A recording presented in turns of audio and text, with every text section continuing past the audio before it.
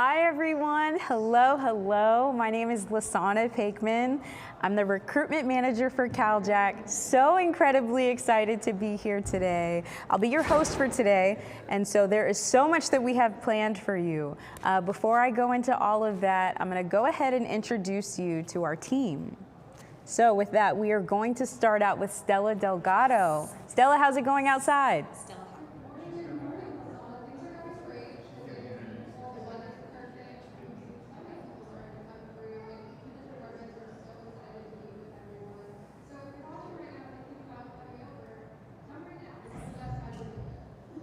Stella said, get here. She said, come on, come to the expo. Thank you for that. So make sure that you take Stella's advice. There is so much in store for you today.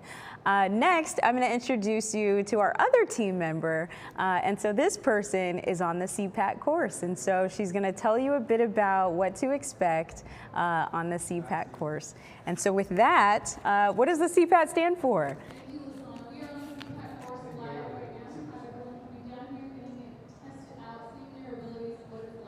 My name is Amanda Carlton. I'll be here. I'm also an FCTC proctor, as well as I run the PT program for the Cal-JAC Academies. All right. Well, thank you. Thank you so much for being here, Amanda. She's a pro of all things FCTC, all things CPAT. Make sure that you stop by the CPAT course. So what can you expect? What does the Firefighter Career Expo consist of? There's so many different things. Right now, we have 23 different fire departments throughout the state of California here today to talk to you about what their departments have to offer. Ranging from their services to how you can get involved, to how you can go through their hiring process, and how you can go ahead and get hired with them. So make sure that you come by, make sure that you stay tuned in so that you can learn so much more about what our departments have to offer. In addition to the fire department recruiters, we also have ongoing presentations. And so these are conducted by our Women's Commission. We're so happy to have our commissioners here. They're going to be telling you exactly what it's like in the day in the life of a firefighter. So what does that actually look like? So you'll be able to have ongoing presentations from them throughout the day. We're super excited about that. And then also you can try out the CPAT course. So you just learned a little bit about it from Amanda. You can see a little bit of the background. CPAT is one of the requirements, a test that you'll have to pass in order to become a firefighter. So you can try out that test today. Also, because we love having you all here, we understand how important it is. There's free food. This event is totally free. It's family friendly. Bring the kiddos. We have a course for them as well, and we'll make sure to feed you before you go. So bring the family, bring yourself. If you're driving around, maybe running errands and you have questions, stop by, come and join us. There's so much that we have here. And so with that, we are going to go ahead and jump into before we jump into our very first interview, I actually want to make sure that you go ahead and you like and subscribe. Each of our social media platforms, you can find us at @BecomingAFF on all the social media platforms, YouTube, Facebook, Instagram, Twitter, and TikTok. Also, November 15th, we will be having a recruitment in the spotlight. And so this will be, we're going to start off with our very next expo. So our very next expo will be November 4th. This is happening in San Diego area. It's in San Diego County. We'll be in Carlsbad. And so this will be another opportunity for you to catch us in case you miss us today. So make sure that you join us for that career expo.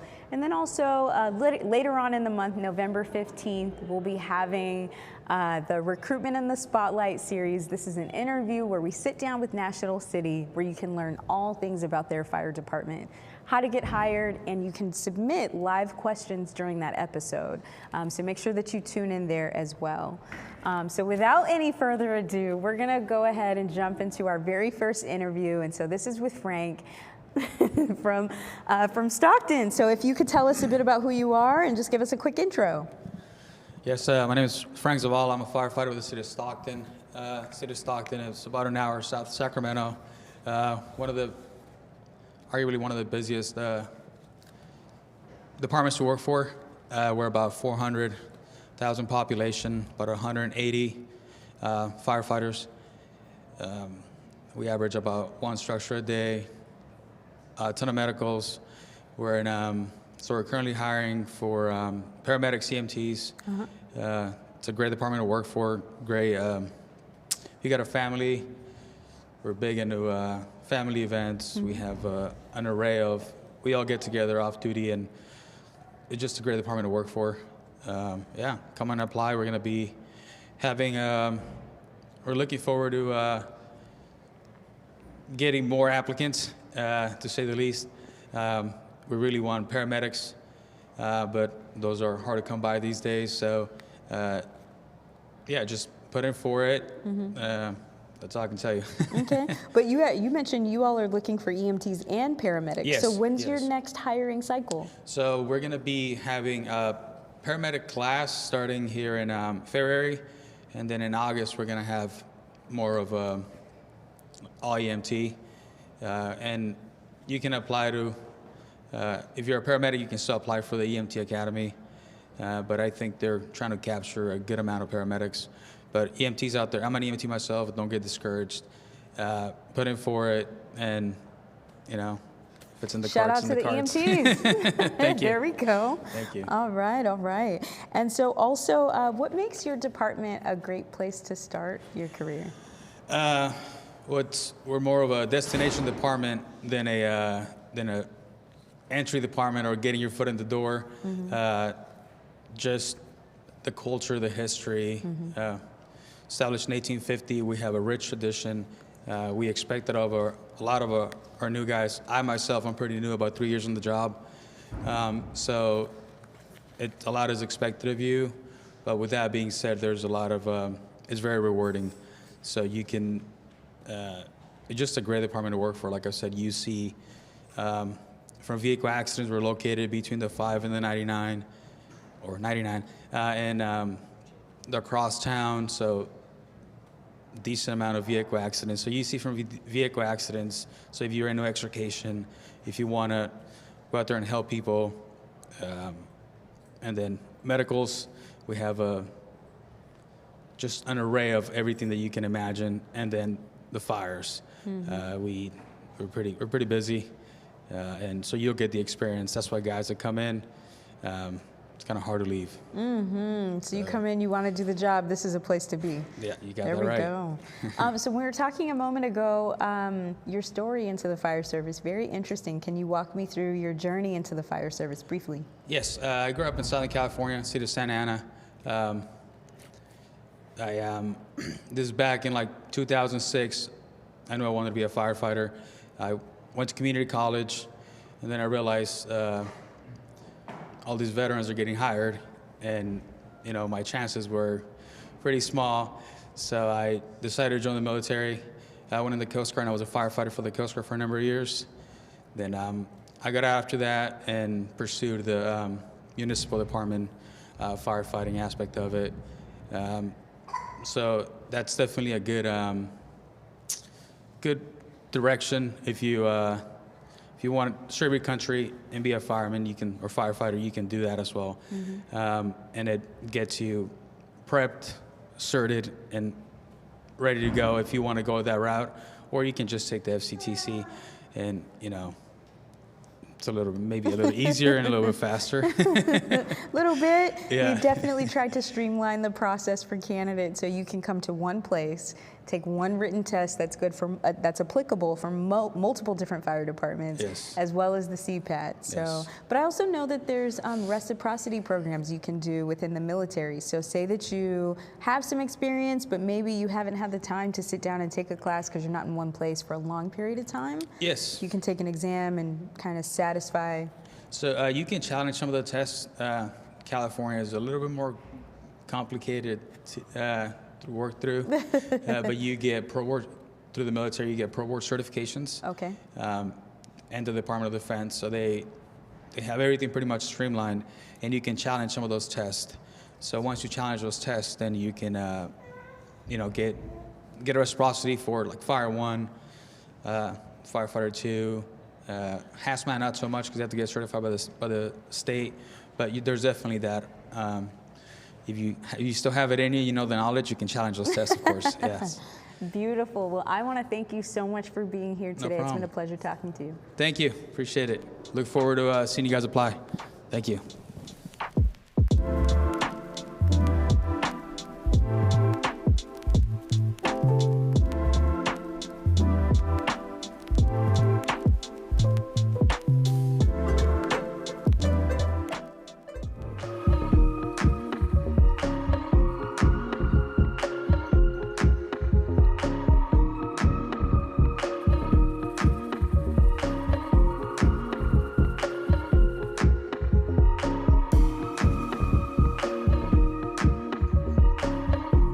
Our purpose is to serve, like the fire service, our purpose is to serve others.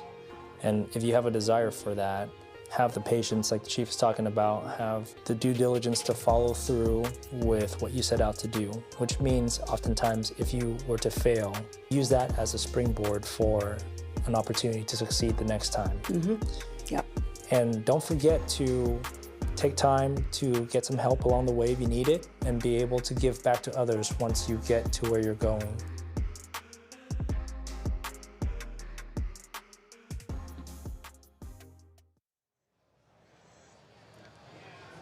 Hello, hello, everyone. I'm sitting here with Mitch Deanda, the FCTC Program Director. How are things going so far? Going very well. As you can hear, the alarm bell right next to us, there's a lot of activity going on here. Tons of recruiters, tons of candidates. Hopefully some of you watching will come out and join us. Awesome. So can you tell us a little bit about what FCTC is? Like, what does FCTC stand for? Absolutely. So FCTC is the Firefighter Candidate Testing Center. And in California, that means that FCTC is the place that you need to go if you want to become a firefighter in California. We offer the CPAT physical agility test, and we also offer our own FCTC written test. So if a candidate passes both of those tests and they meet some other basic qualifications, then they go on our statewide eligibility list that we send to fire departments around California and that they use for hiring. So come on out here. You can have a chance to try the candidate physical ability test yourself and get your hands on the equipment, see what it's like. There's even a little kids version if you've got little ones. It's the CPAT. Yeah, the CPAT. So, Mitch, you mentioned the SEL. Could you go into a little bit of detail about what it takes for someone to get onto the SEL? Absolutely. So, as I mentioned, you got to pass the CPAT. You've got to pass the FCTC written test. You have to be at least 18 years old. You have to have a valid driver's license, and you need a high school diploma or equivalent. In addition to that, we encourage candidates to upload additional documentation like paramedics licenses, EMT certifications, Firefighter 1 certifications, and then of course fill in as much information on your FCTC dashboard as you can. Stuff like your educational history, your work history, all of that information goes to departments. So the more information candidates can put on their profile, the more a department knows about them and their qualifications. Awesome. It sounds like an excellent resource of getting connected. You mentioned the CPAT and the FCTC written test. Do you guys offer any resources or study materials, like ways for people to get prepared for those tests? What kind of testing organization would we be if we didn't offer prep materials? So yes, for the CPAT, actually any purchase of a CPAT comes with 2 free CPAT orientations. And those orientations are actually similar to what we've got going on here today, where you can talk to our proctors. They can give you tips and advice on what they've seen make other candidates successful. They can help you identify areas to work on. But you get 2 free orientations with every purchase of a CPAT. And then in addition, for $30, you can purchase a CPAT practice test, which is exactly like the real thing, and your opportunity to see if you're ready to make it or not, you know. For the written test, first thing I would say is go to fctconline.org and check out our free study guide. There are practice questions, there are explanations of the concepts and test taking tips in there. And then in addition, online, on our website, you can register for the written test prep class, which is 2.5-hour instructor-led class that we offer in both Northern and Southern California, and you can register for those as well. Lastly, keep your eyes peeled for our new virtual written test prep class, which will be coming out soon. We're really excited about this because the logistics of offering a 30-person prep class it's hard to make it available and accessible for candidates all over the state. So with this online option, we're really excited that anybody will be able to take the prep class from their couch or their desk or their kitchen or whatever's convenient. So I love that. You're really helping those folks who aren't super close to the FCTC centers get connected with those resources. What questions do you think you get most from candidates about setting up their profile or getting on the SEL, and what advice do you have for them? So the biggest question that we get from candidates is, am I on the SEL?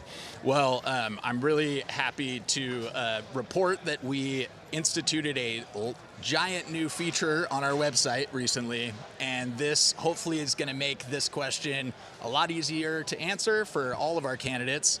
But once you log into your FCTC profile, you will immediately see a big banner that says on the SEL or not on the SEL. And so I think that's going to be really helpful for candidates. You should just have to check online, and then you'll know your status. But in terms of advice, what I really would want to leave candidates with, we work with thousands of candidates up and down the state of California and nearly 200 different fire departments. The best advice I can give is read the job announcement extremely carefully, read it again. Make sure that you are extremely familiar with what that department expects from you, because departments use FCTC in different ways. Some have a 6-month CPAT deadline, some have a 2-year CPAT deadline. So it's really your responsibility as a candidate to find that information and to know that information. The department is going to expect that from you. So that's my best advice for a candidate. That is great advice, because if you're going to be a firefighter, you have to follow direction. You need to know details. Is there anything that you think candidates commonly forget to upload or fill out on the SEL that they'll probably see at some point on their indicator saying, hey, upload this? Yeah, I think honestly the main thing is keep up with your certifications. So if you had to renew your EMT license or you had to renew your driver's license, make sure you upload the latest, most current version of those. But in general, I would say I will answer very generally to say just keep up on it. Check back, make sure your educational history is up to date. Maybe you got a new position, or maybe you got a new level of education or something that's not included. If you don't include that on there, it's only to your disadvantage. So the more information you can give, the more department can learn about you. Yeah, no, that makes total sense to me. Do you have, as the guy who, operates everything FCTC, do you have any insider tips for passing the FCTC written test or the CPAT? Well, I think I'll probably leave it to the CPAT proctors for tips on that one. But definitely the written test, and this may or may not be super useful for folks, but figure out what your strengths are and what your weaknesses are. Is reading comprehension something that you're really good at, or is that something that you need to practice on? And then whether it's through our study guide, our prep classes, or just Googling for resources online, there's a ton of practice math questions, practice mechanical reasoning questions. And of course, my favorite is YouTube University. So for instance, if you're struggling with mechanical reasoning, there are a plethora of videos that are very visual and simplified that teach basic mechanical reasoning concepts like simple machines. And so, use the resources online. It's 21st century, and there's tons of resources out there if you're willing to go find them. Yeah, I love that. You mentioned YouTube University. I know FCTC is one of the collaborators of Becoming a Firefighter. Could you tell us a little bit about what Becoming a Firefighter is and what can candidates gain from following us? Thank you for that question. Yeah, so becoming a firefighter is a collaboration between FCTC and the Cal-JAC. That's the California Firefighter Joint Apprenticeship Committee. A little bit of a mouthful, but it's the statewide apprenticeship training program for firefighters. And so we work in conjunction with them to produce a lot of content for firefighter candidates to show you different aspects of the profession, kind of a different viewpoints from different firefighters. But you can learn in-depth information about specific departments. You will see all of the job announcements for our more than 170 hiring agencies. You will see candid conversations, which really takes a look at different kind of nuanced aspects of the fire service. So it really is going to give you a lot of job announcement information and just what to expect kind of on the job and how to navigate the hiring process. Absolutely. And where can people find us? At Becoming AFF, of course. And you can find that on Insta, TikTok, X, Facebook, YouTube. Excellent. But YouTube especially, because you're obviously watching us on YouTube right now. Hit that like and subscribe, please. We would really appreciate it. It helps the channel a lot, and it helps other candidates find us. Well, you guys heard it here. He is a premium YouTube subscriber, which get on his level, folks. And Yeah, it's not just the stash that looks like it has firefighter knowledge. It's Mitch. So thank you so much for being here. Absolutely. Thank you for having me. And like and subscribe. Thank you all. Come on out and see us.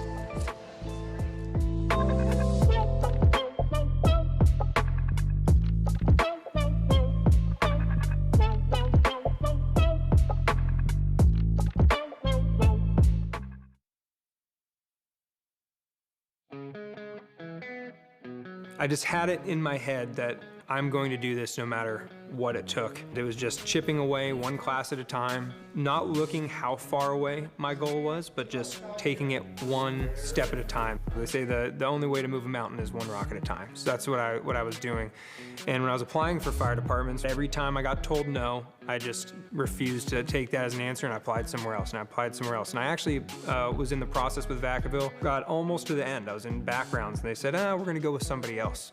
And they told me no. A couple of years later, I came back. They liked that I was persistent, and they gave me the opportunity. The only person who doesn't get hired with the fire department is the person who stops trying. So if you're lacking in the physical fitness category, just start working at it little by little, and before you know it, with a good diet and consistent exercise, you don't have to kill yourself and work yourself to death, but just doing a little bit every day and getting better a little bit every day, eventually you're gonna move that mountain and you'll be ready. And like I said, here in Vacaville, you don't have to be, a top level athlete. We will get you to where you need to be. So as long as you're trying, we're gonna help you, and we'll get you right where you need to be.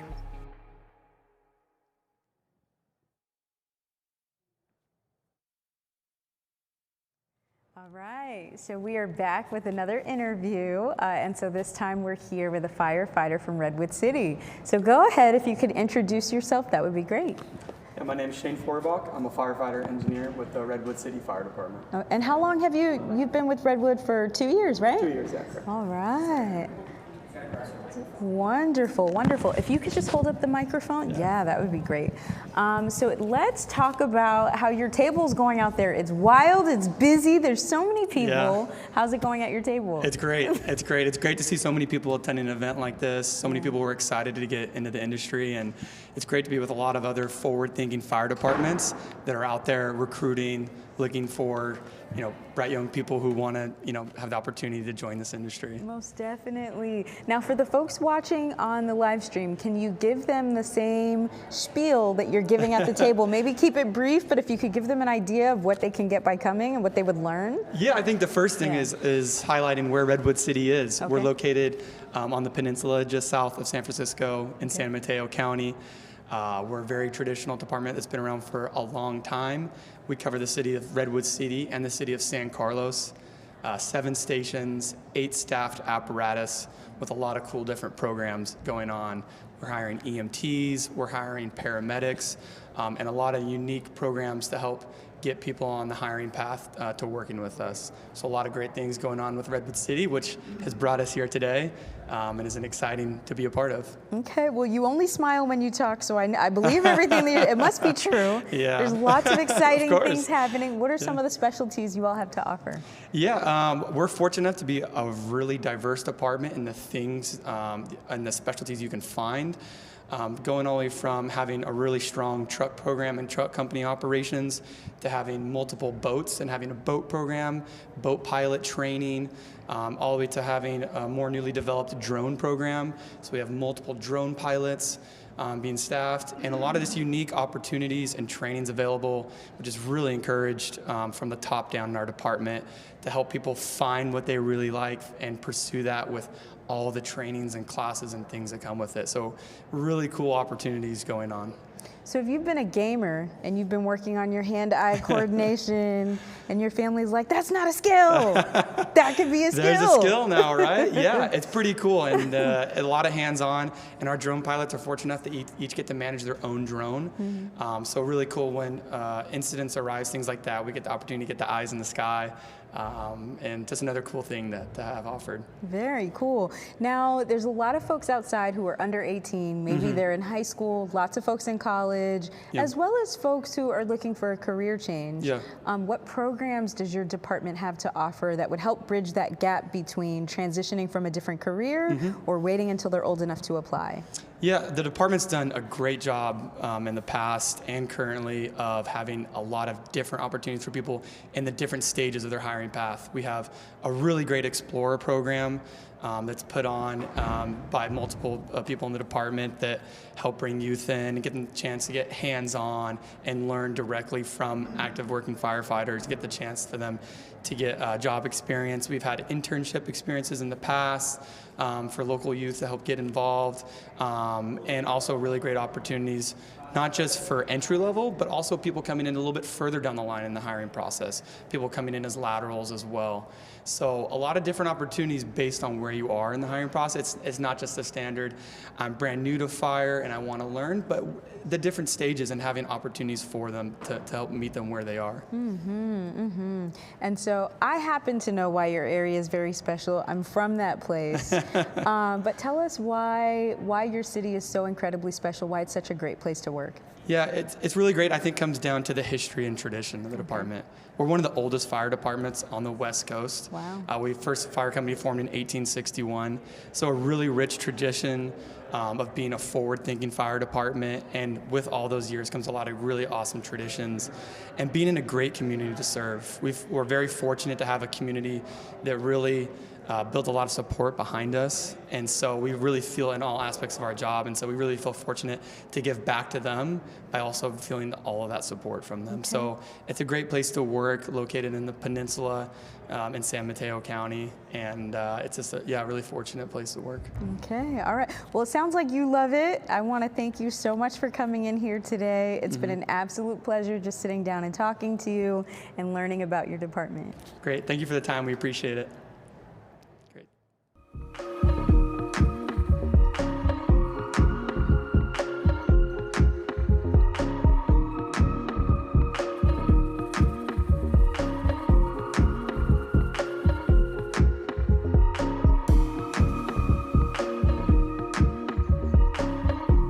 Our purpose is to serve, like the fire service, our purpose is to serve others. And if you have a desire for that, have the patience, like the chief is talking about, have the due diligence to follow through with what you set out to do, which means oftentimes if you were to fail, use that as a springboard for an opportunity to succeed the next time. Yep. And don't forget to take time to get some help along the way if you need it, and be able to give back to others once you get to where you're going.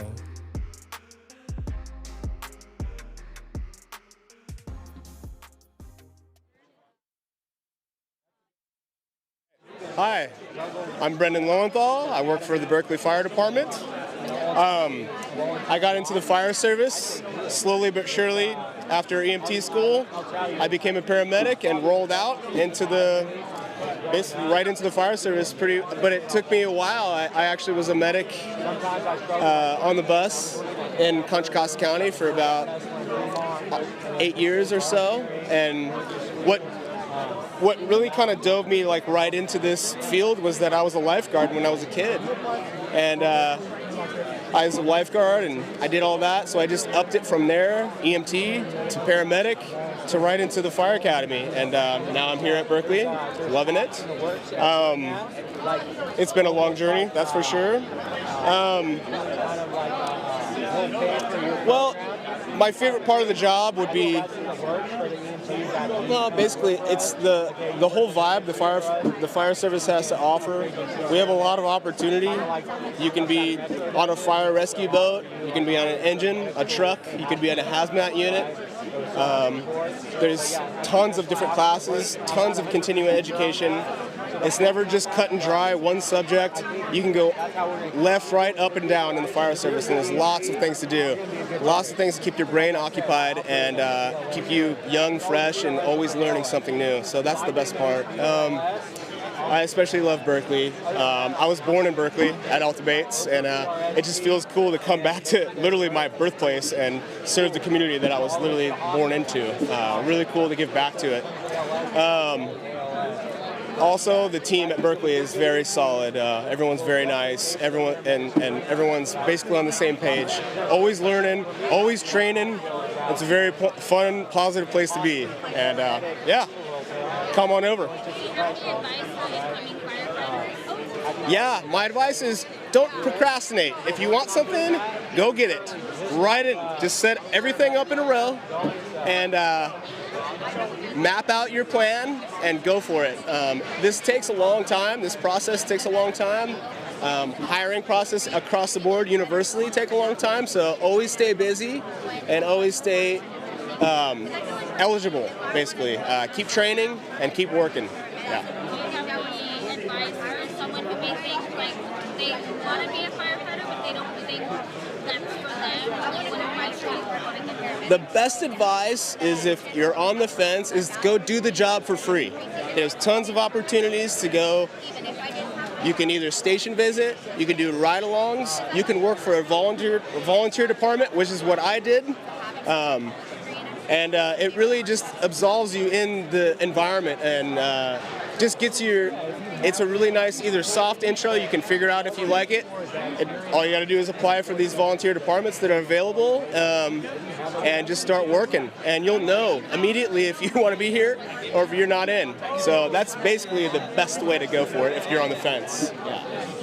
But a lot of people are going, hey, they know they want to do it, or they go to school and they know they want to get out or stay in. So, yeah.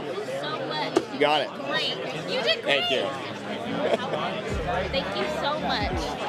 Thank you. You got it. I was going to ask you if you didn't.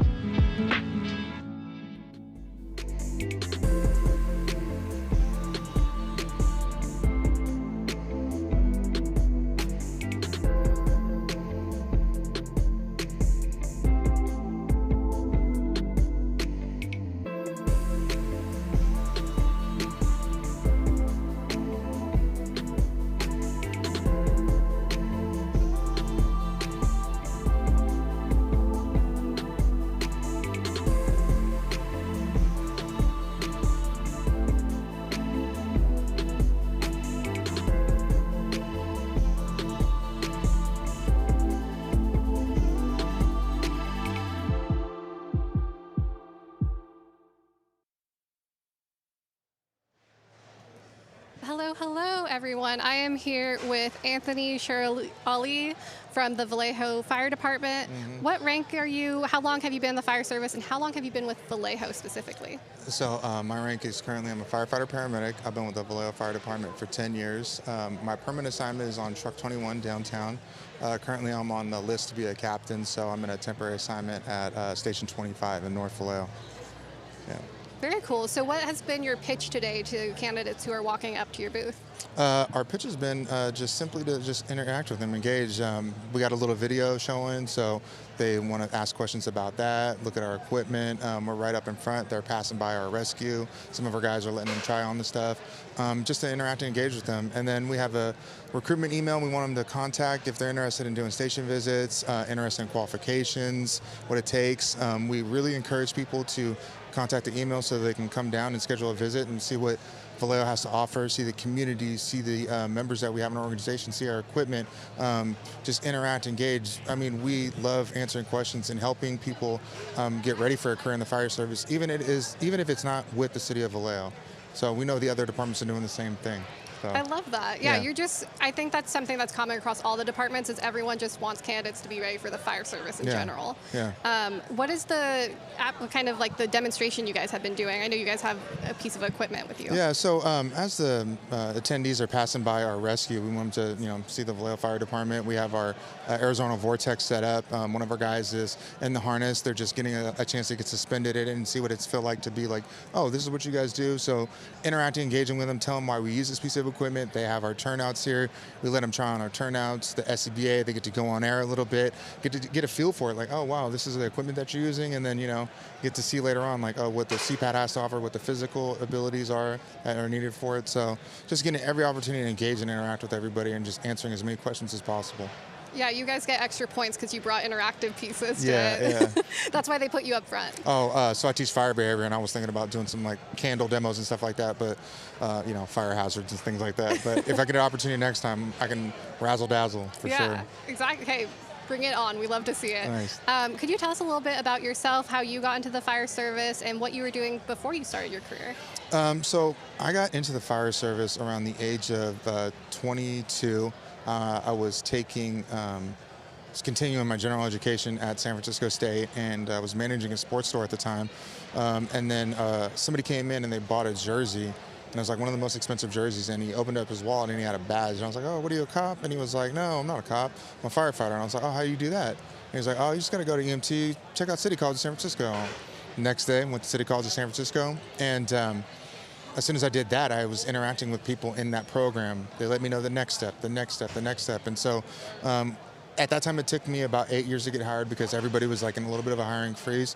It didn't discourage me, and that's the one thing we like to tell everybody. Do not discourage, There's a lesson in every failure, Successes are blessings. But after that, I was fortunate enough to volunteer, and then I did a training burn with the city of Vallejo while I was volunteering, and as soon as I did that training burn, I fell in love with the Vallejo Fire Department. I got to interact and engage with members in that department, really got to see the culture of that organization. And from that moment on, I was just hooked. And I went through the testing process, and people in the organization, when I contacted them, that's why we're encouraging them, they really helped me with resume building, my interview skills, which I really was not good at because I was very nervous a lot of the time. So that's kind of my story and my travel. And, I enjoyed really being a paramedic, and had I had the opportunity to get hired as EMT, I most certainly would have ended up going to paramedic school anyways. So that's what we like to tell people. Like, yeah, you can get hired almost in any phase of the process, but don't get discouraged. Like, still contact us. Even if you're going through paramedic school and you want to do a ride out, and we'll take the time to help you study, even work on skills. Like, we just enjoy training, and we know it's a form of giving back. Like, it's helping citizens in any organization or any city. So yeah, that's our pitch, really. Well, that's awesome. I definitely would hope if I go for a station visit that you would be there. Oh, yeah. You're welcome anytime. Yeah. You have such great information. And you mentioned that you had a little bit of a hard time with interviewing. Do you have any advice for people because I think that's one of our more common questions from people is, how do I get ready for an interview? How do I do an interview? And is there anything unique about fire service interviews compared to other jobs? Yeah, it's intimidating. It's really the job you want, and you sit across from these guys that are, in shape and intimidating. They're not necessarily smiling at you, and they're just a flat affect, and that just really like, oh wow. And it's the job you want, so you're already on edge. The things you can do to prepare for that is really sit down, look in a mirror, record yourself, even if you just start with audio recording so you can hear how you sound. My feedback that I got was I was monotone, I spoke low, I slouched a little bit. I was nervous, had a nervous tick. So those things, after I began to record myself, I saw them. And when I worked on my answers, it wasn't a rehearsal per se, like I recited a script, but it was how I looked, how I wanted to present myself. And I didn't know those things until I saw myself on video. So those are the things that was feedback I got even when I began working, or not working, but at the testing process in Vallejo. The guys gave me those feedback. So that's why we say email us and we'll help you out, you know? And definitely, it's an intimidating thing, but that is not something to discourage you. I look at that as like a challenge, and I get better. So, yeah.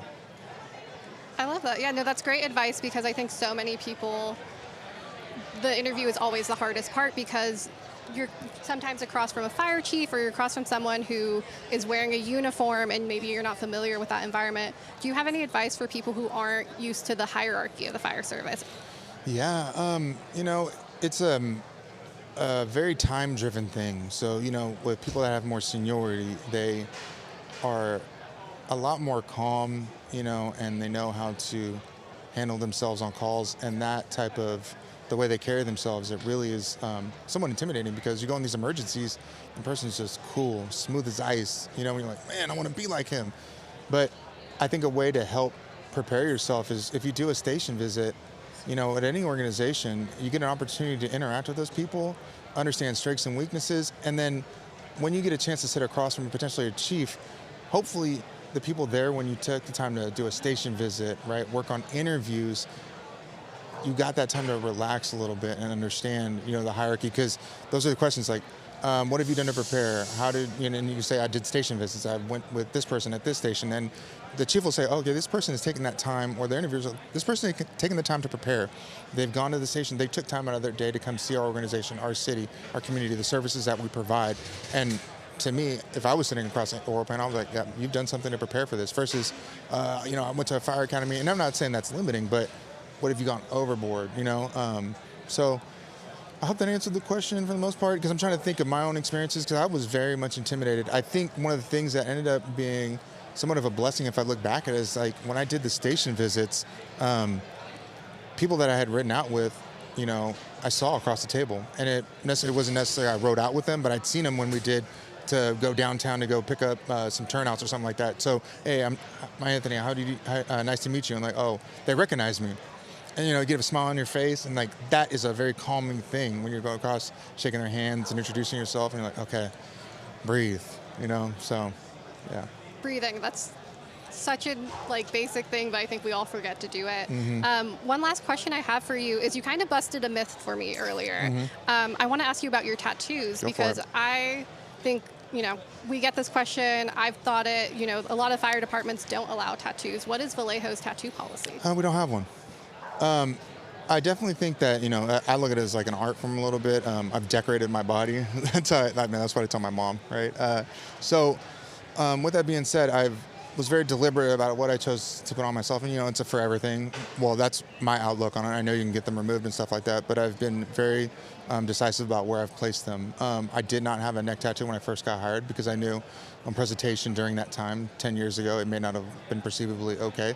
I know that the way that society has gone, like tattoos are a lot more acceptable. And we do not have a tattoo policy. Obviously, based on your history and stuff like that, we hope that you don't have anything necessarily on your face, but it's not something that's excluding.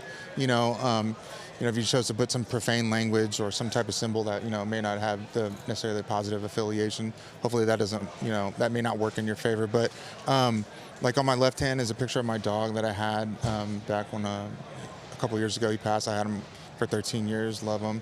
On my right hand is a picture of our Hosman badge, which has been our organization for over 100 years. And it's got 343 in it, because I was really inspired by 9/11 and the firefighter sacrifice of that day. And then I have a shield on my hand also, and then on my knuckles. Even after I got some of the tattoos, my neck tattoo afterwards, it was not negatively received. I wasn't shunned, dealt with differently, or anything like that. It was well accepted. And to be honest with you, I think the outlook in the organization is that we want people that represent the demographic that we serve, and it's a very fulfilling feeling that I get when, people are in their time of a need and emergency, and we go when we arrive there and they see, oh, they feel a little bit more relaxed, you know what I'm saying? Because it's like, okay, it's not uptight, wearing a suit or tie or anything like that. So those are the things that I think that are misnomers and trying to dispel some of that misinformation. I know other organizations do have tattoo policies. That was slightly discouraging for me when I got hired. I remember I bought like tattoo sleeves to like cover up my arms, you know, when I was doing station visits. It didn't necessarily work really well, right? He was like, what are you wearing? Yeah, so I think the way things have gone now in society, like it's not really that negatively looked on. So, yeah. Well, thank you so much for walking me through that and telling me a little bit about your tattoos. It sounds like Vallejo is a very welcoming environment. Where can people reach you? They can reach us at our social media handle at Vallejo Fire Department on Instagram. Also, our email is going to be vfd.recruitment@cityofvallejo.net. That's available also. If you just email that email and say, hey, I was at the Cal-JAC Career Expo, I saw some of your guys, they said email this for station visits, or what qualifications do you have? Somebody's going to get back to you, potentially schedule a station visit or a ride out, and then it gets you on an email list, so when we do an open house or we have, hopefully coming up doing a recruitment or having job announcements, somebody will get in touch with you. So that's the best way. Awesome. Communication is key. Communication is key. And thank you so much for sitting down with me and answering questions. And I might go try out some of your turnouts for fun. Go for it, yeah. So. Come do a station visit, have a cup of coffee. Hey, yeah. That sounds great. Yeah. Thanks again. No problem.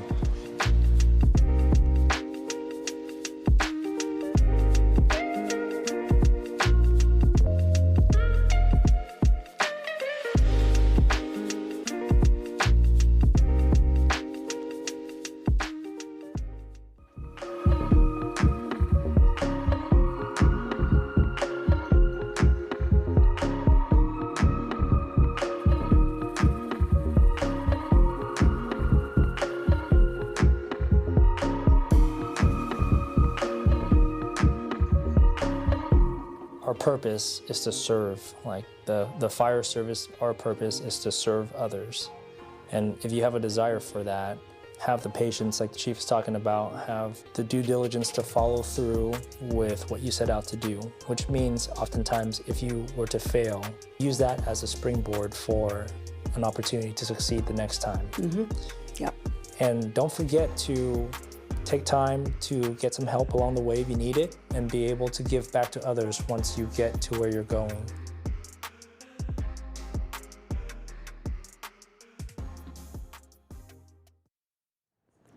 All right, we are here with one of my absolute favorite people, What's Jason. going on? What's up? How you doing? You know how we do it. You're my favorite too, son. It's always good to see you. Super glad to be here. Thank you. Can we get an introduction? If you could tell us your name, rank, and department. You told me to do that in the beginning, and I forgot, and I apologize. My name is Jason Shanley. I'm a fire captain with San Diego City Fire Department, and I'm in charge of our recruitment efforts. Okay. And so if you could talk a bit about what are the opportunities that are available. First, before we even go into that, how's it going at your table? There's a lot of people down there. Yeah. I get nervous around people.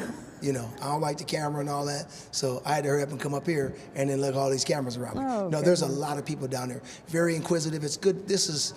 People know exactly what they're coming here for. This isn't just your average, everyday career fair where you got McDonald's and everybody else. This is a fire-specific career fair, and so people that are here know that or believe that this is something that they want to do. So it's going really, really well. I was like, I saw all the people at the gate. I was like, whoa! I think probably 200-300 people came through the gate. I was like, wow, this is wild. Okay. So it's going well. This is good. Yes. Who's Corey? I keep hearing this name. Who is that? Corey is the world famous urban search and rescue live body search dog that we bring with us everywhere. Corey belongs to Chad. Really, Chad belongs to Corey, but Corey's a live body search dog that we bring out. Dogs are a good way to people's heart, and so people always love to see Corey. He climbs ladders, and we go to schools, high schools and grade schools, and we have kids hide places and show how the dog can kind of go around and be able to find a person in a room. So he's a show stealer, so much so that the captain on the airplane on our way here said, hey, afterwards, you guys want to get pictures of the dog in the cockpit? We're like, what do we look like, chopped liver? Yeah, so Corey's phenomenal. Thanks And to so Chad. Corey's outside too? Corey's outside too. Corey Okay. flew up here first class. Oh, Well, it was wow. Southwest, but first class. He's very, very special. Yes. And so, but that is just an example of some of the specialties you all have to offer. Can you talk to us about opportunities available in San Diego? Yeah, so in terms of our department, really large departments, largest department south of Orange County, we have everything from hazmat. We are the host agency for the Urban Search and Rescue Team. We have 2 heavy rescue stations. We fix our own fire hose, our own allied equipment like generators and things like that. We have the Metro Arson Strike Team, the fire investigators. We have a bomb squad that we work with ATF, and I mean, we whatever, if you want it, we got it.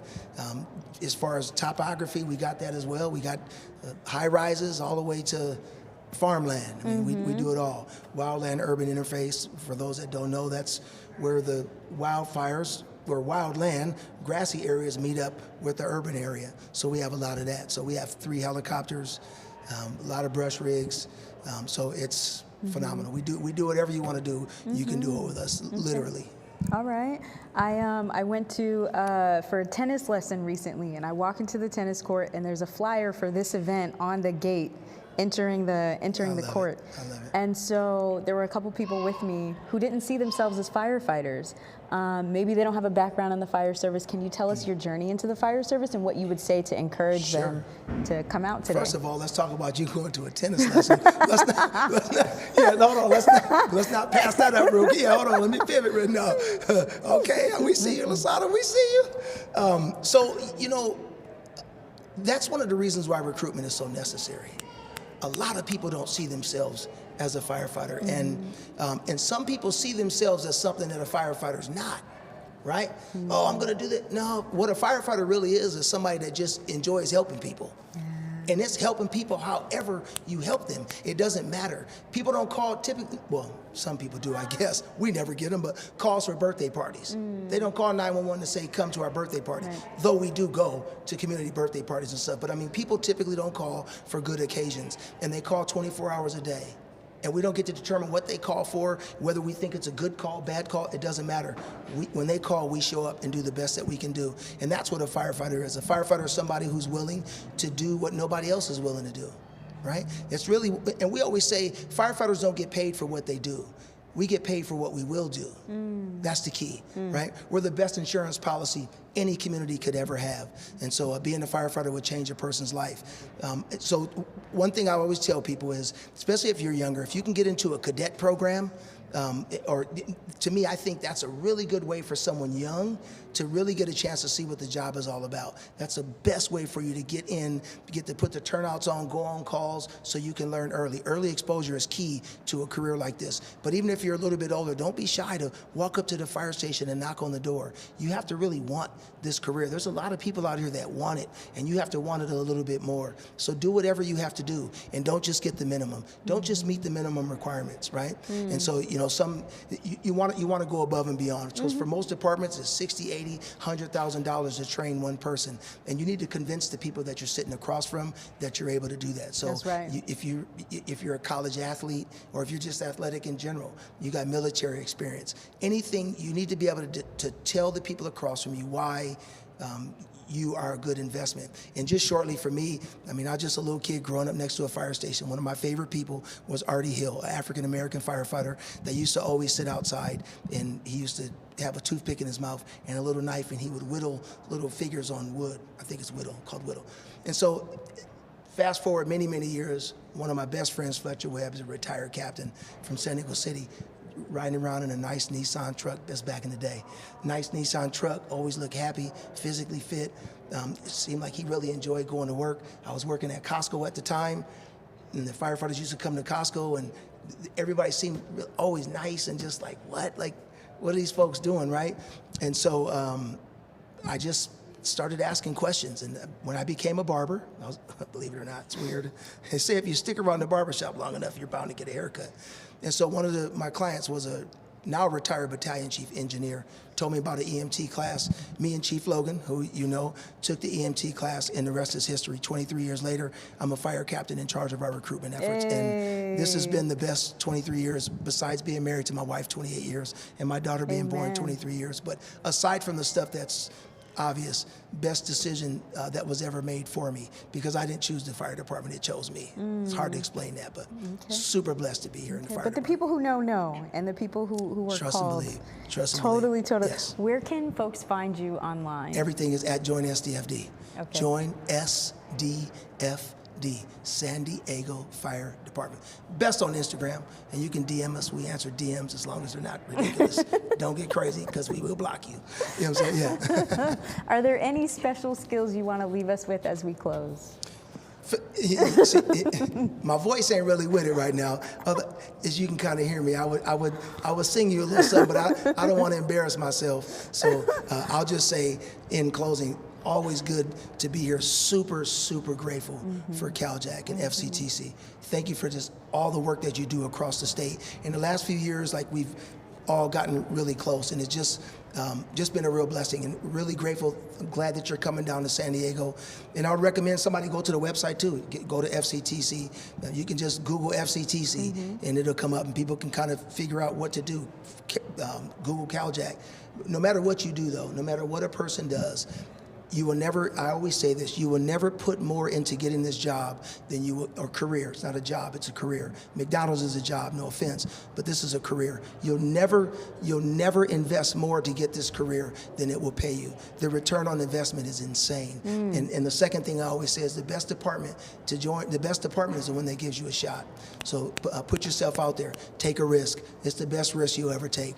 Can't believe I get to do this. 23 years later, I'm pinching myself. So thanks for having us. Super grateful for you. So much for being Absolutely. here. So much love for Right you. on. So much love for San Diego. Yeah. Let's go. Let's go, San Diego.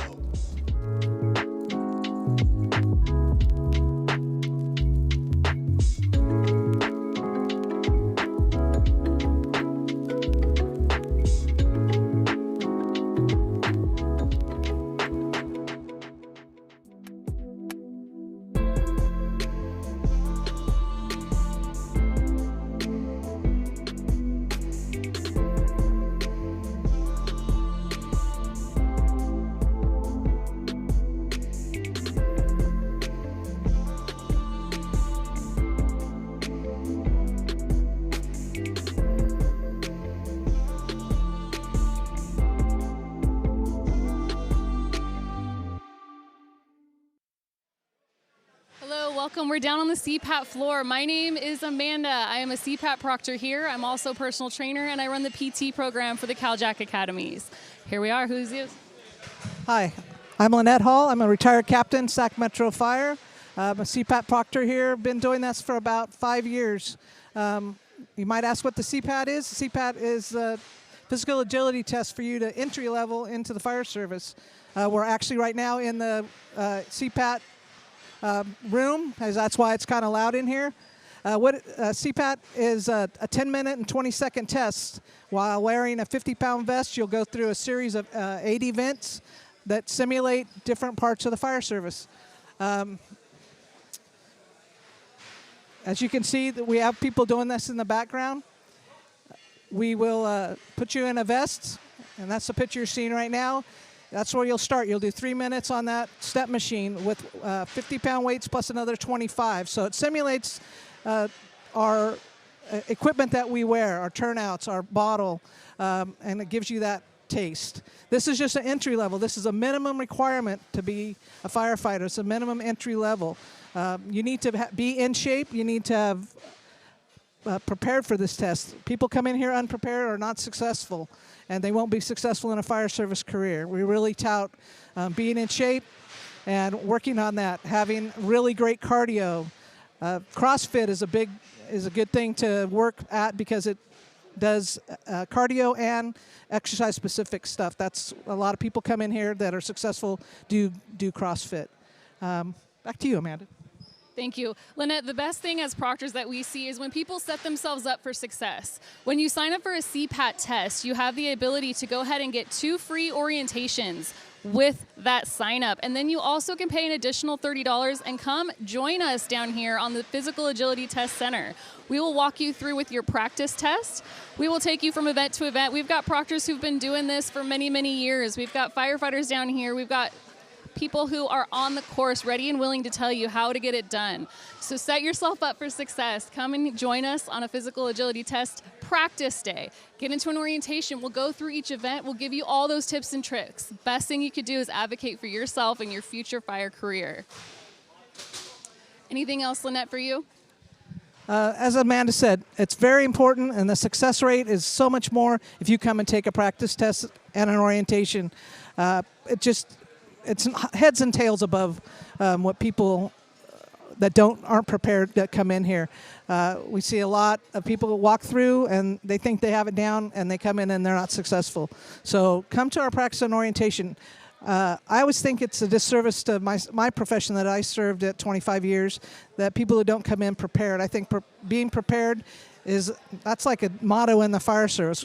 We practice being prepared with training and all that, so why not start that discipline early on right now?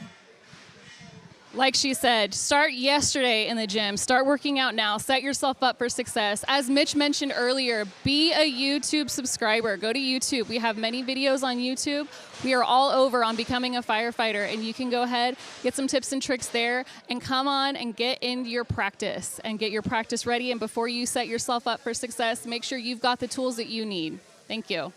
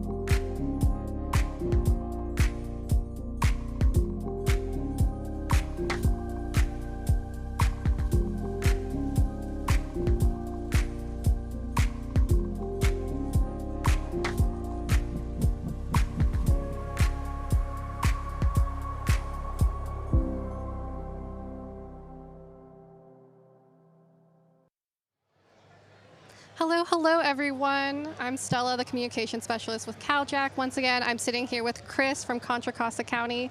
Chris, can you introduce yourself to the folks home? Sure. Chris Toller, Contra Costa County. I'm a captain and I work for our recruitment and outreach program. Awesome. And how long have you been with the department? I've been with the department, it'll be 22 years in January. Wow, okay, yeah. Very cool. Flown by, it's flown by. And how did you get into the fire service? Just like everyone else here. I had a family member who is a firefighter, and he told me that this may be something I'm maybe interested in, and I didn't know. Had never ridden on a fire engine, didn't know the difference between a fire engine and a fire truck, but I quickly learned. Did my ride along with Berkeley Fire Department, and been hooked ever since. Okay, what is the difference between a fire truck and a fire engine? Well, a fire truck has an aerial ladder on the top, okay, and a cool. fire engine has a pump, hose, and water. So, okay, yeah. Good to know. There's a little, my PSA, my little educational tutorial for the day. So what has been your pitch for today about Contra Costa County? Wow. One, the fact that we get individuals and they never leave. We have quite a few individuals from other agencies that come up and they just find a home. We like to say that we don't want you just to fit our culture, we want you to add to our culture. And everyone is valued in our department or our fire district. So our pitch has been that we are very large, a lot of opportunity for growth, career growth, and you pretty much are the driver of your career. You can go, we have 34 stations now. We just eclipsed over 400 firefighters for the first time in our history, 40 companies. So we have lots of opportunity. I don't think we are a secret anymore, seeing that we get a lot of folks from other agencies. And we're uniquely planted in between Sacramento and San Francisco. And we have everything that you could think to want to work on and see as far as a fire agency. I love that. What's your favorite part about working for Contra Costa County? The community in which we serve is probably one of my favorite parts. But I have to say the folks that I work with have to be my favorite part. They are dedicated, smart, energetic, funny group. I like to say we're a unique bunch. I'm sure every agency can say that about their personnel, but I truly feel like we are a really unique bunch, and that's probably my favorite part. Yeah, so okay, if the department was a person, how would you describe its personality? And, they would have a multiple personality disorder is what we would be. We run the gamut. We truly do.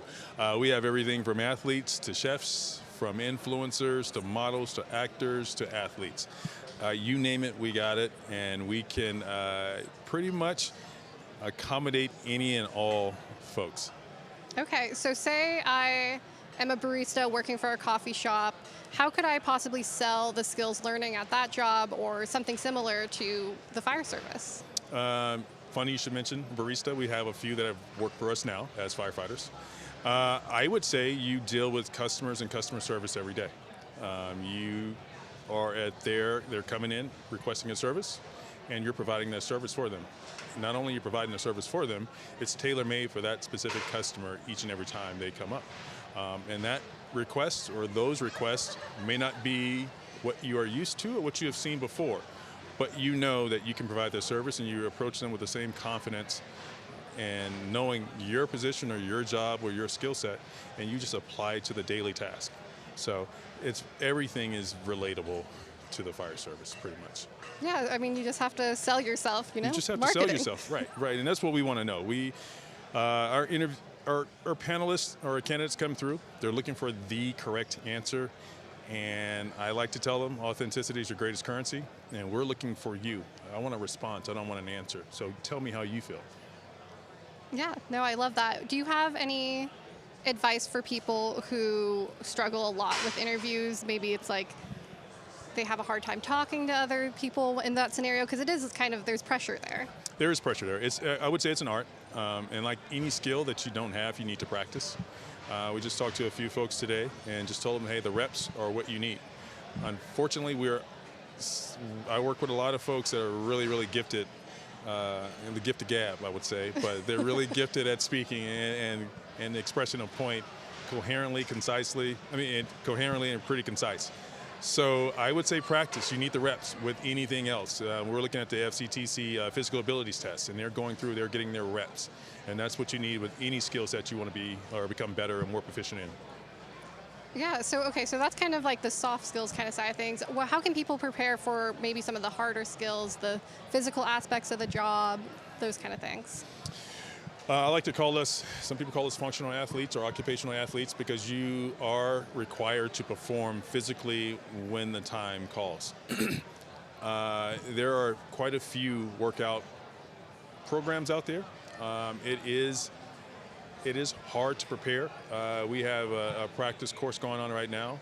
I think you definitely need to get your hands on the tools that are, that you're going to use on the job, and some of the same reps and skills that you're going to be doing in that particular profession. So with us, we have for our upcoming academy, we have another academy starting in January.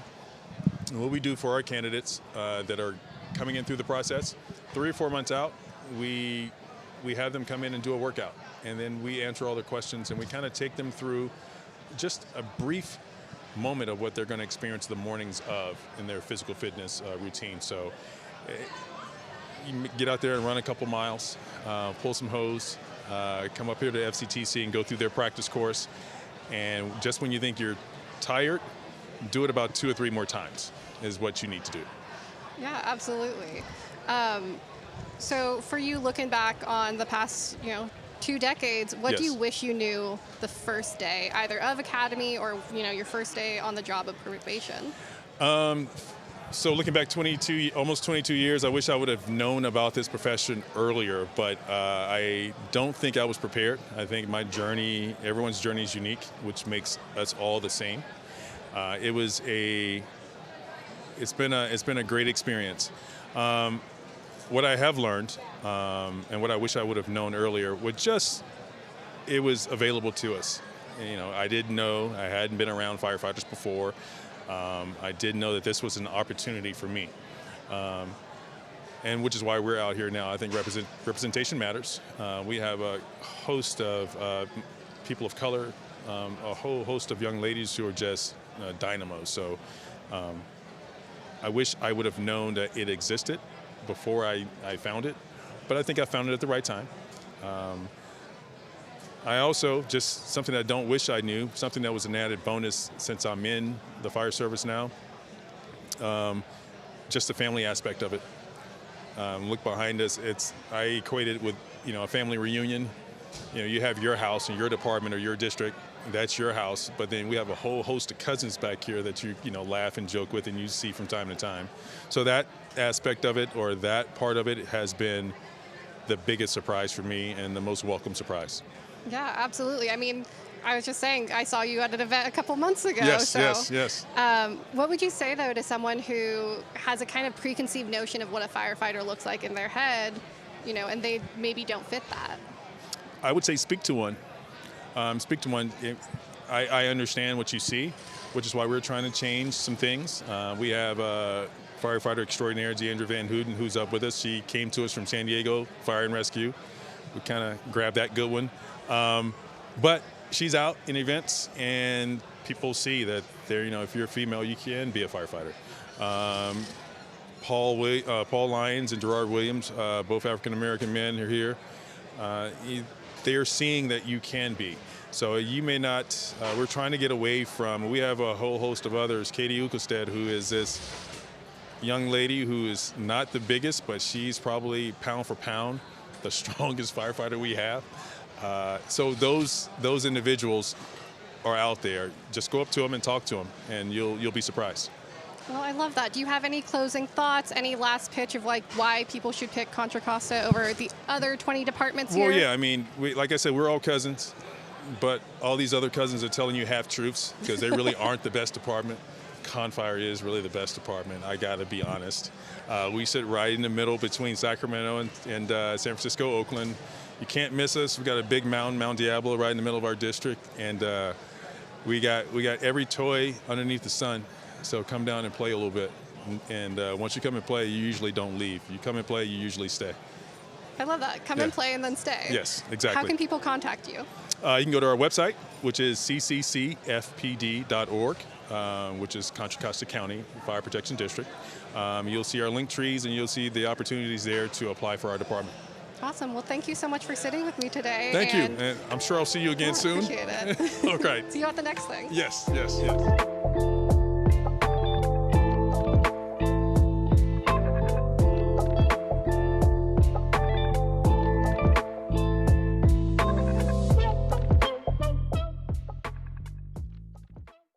Get comfortable being uncomfortable. And I know that sounds a little scary, but the one thing I've realized in becoming a firefighter at the recruit level, and even when you get up to the chief level, is that you need to start putting yourself in situations that you might not be used to. And if that's going and knocking on the door of a fire station to talk to somebody, if that's sending an email to the ACFD recruitment, if that is going to a Cal-JAC event, you really need to start getting yourself uncomfortable, because the more time that you do things like this, you will get more comfortable.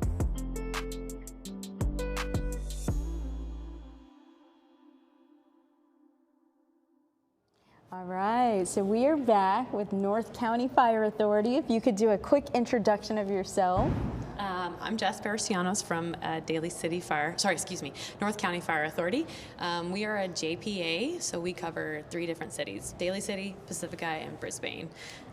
Okay, beautiful, beautiful. And so, so we're here and we're talking about the Expo, but not that long ago you were here and you were on the other side. Yeah. So what does that look like? Tell us about that journey. It's crazy to think that that about 3.5 years ago, I started my firefighter path, and I had gone to the Expo out at the Livermore campus, the FCTC one. And I remember walking through all these different booths of people, all the different departments providing all the information. And, at first I was so overwhelmed. Like, there's lots of information out there and a lot of information to gather. And I just remember seeing all the fun faces, the smiling faces. And I couldn't wait to be a part of it. And so now, 3 years later, now I'm on the other side. So it's been awesome. Special shout out to Ashley Saintson. Yeah, definitely. I know, it was so crazy. So actually, 3 years ago when I came to the campus, I had gone up to NCFA, North County Fire Authority's booth, because I was interested. I didn't know what it was about. I'm like, North County Fire, where are you? Oh, northern border of San Mateo. We border San Francisco. And that's the Bay Area. Yeah, San Mateo County, Bay Area. And I was like, oh, I've never heard of it, and she gave me all this great information. And then 3 years later, now I'm the one providing the information. So it's so crazy how it's come full circle. Okay. And so now that you're on the other side, you wear the badge, you are a firefighter. Yes. What's your favorite part of the job? Favorite part of the job. So favorite part of the job, or one of them, is I actually work with a lot of women. We're 11% women in our department. And there's often times where I work with another woman on my crew. I work with another woman on my shift. There's even been a few times where we've had all women crews. So it's been awesome being able to work with them, work aside them. Another part is we actually have a very diverse call volume. Us being right by the Pacific Ocean, we get a lot of cliff rescues. We also have right by San Francisco, so we get a lot of spillover from San Francisco. So our call volume is very diverse, and that's one of my favorite things about our department. All right, beautiful. So there's cliff rescues. What other opportunities and specialties can people go into by working for North County? So we do, we're also right by South San Francisco, so we do have a lot of industrial work there. So you run into, you get hazmat stuff. We have the BART that comes through Daly City, so you run into BART calls as well, so you need to be educated on how to manage those different calls. So again, it's very diverse. Okay, beautiful, beautiful. Well, there's so much here today at the Expo. I know your table has been super busy outside. Yeah, and so it's been great. If you could give the folks watching online a spiel in terms of what they could see by coming to the Expo, if you could encourage them to get out of the car, stop by and come here, what would you say? Yeah, I think the big thing is just come and ask questions. And oftentimes I think candidates come in and they don't know what type of questions to ask. And so coming in, getting a mentor, meeting people, you're going to see these faces often, especially if you come to these expos a lot. Just get to know people, find out their different paths, realize that there's not one special way to get into the fire service. We all have our different ways that we got here. And so I think finding a mentor and then finding out, what's going to work for you to get hired. We all want everyone to get hired. We support you. We want to help you. People helped us get to where we were, and we want to provide that so bad for you too. So I'd say find a mentor. We want you to get hired too. Okay. All right. Well, they're looking at a mentor right now. It's always a pleasure every time we sit down and get a chance to talk. Thank you for being here. Yeah, thank you. That's good.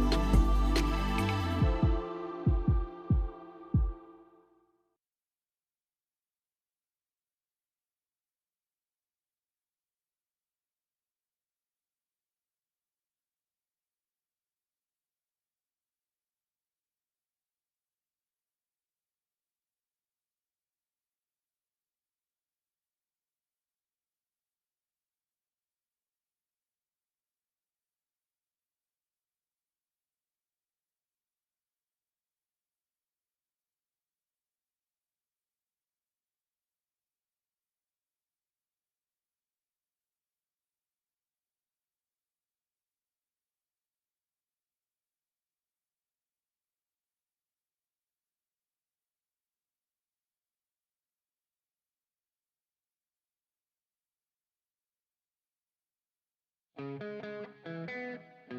just had it in my head that I'm going to do this no matter what it took. It was just chipping away one class at a time, not looking how far away my goal was, but just taking it one step at a time. They say the only way to move a mountain is one rock at a time. So that's what I was doing. And when I was applying for fire departments, every time I got told no, I just refused to take that as an answer, and I applied somewhere else, and I applied somewhere else. And I actually was in the process with Vacaville, got almost to the end. I was in backgrounds, and they said, we're gonna go with somebody else. And they told me no. A couple of years later, I came back. They liked that I was persistent, and they gave me the opportunity. The only person who doesn't get hired with the fire department is the person who stops trying.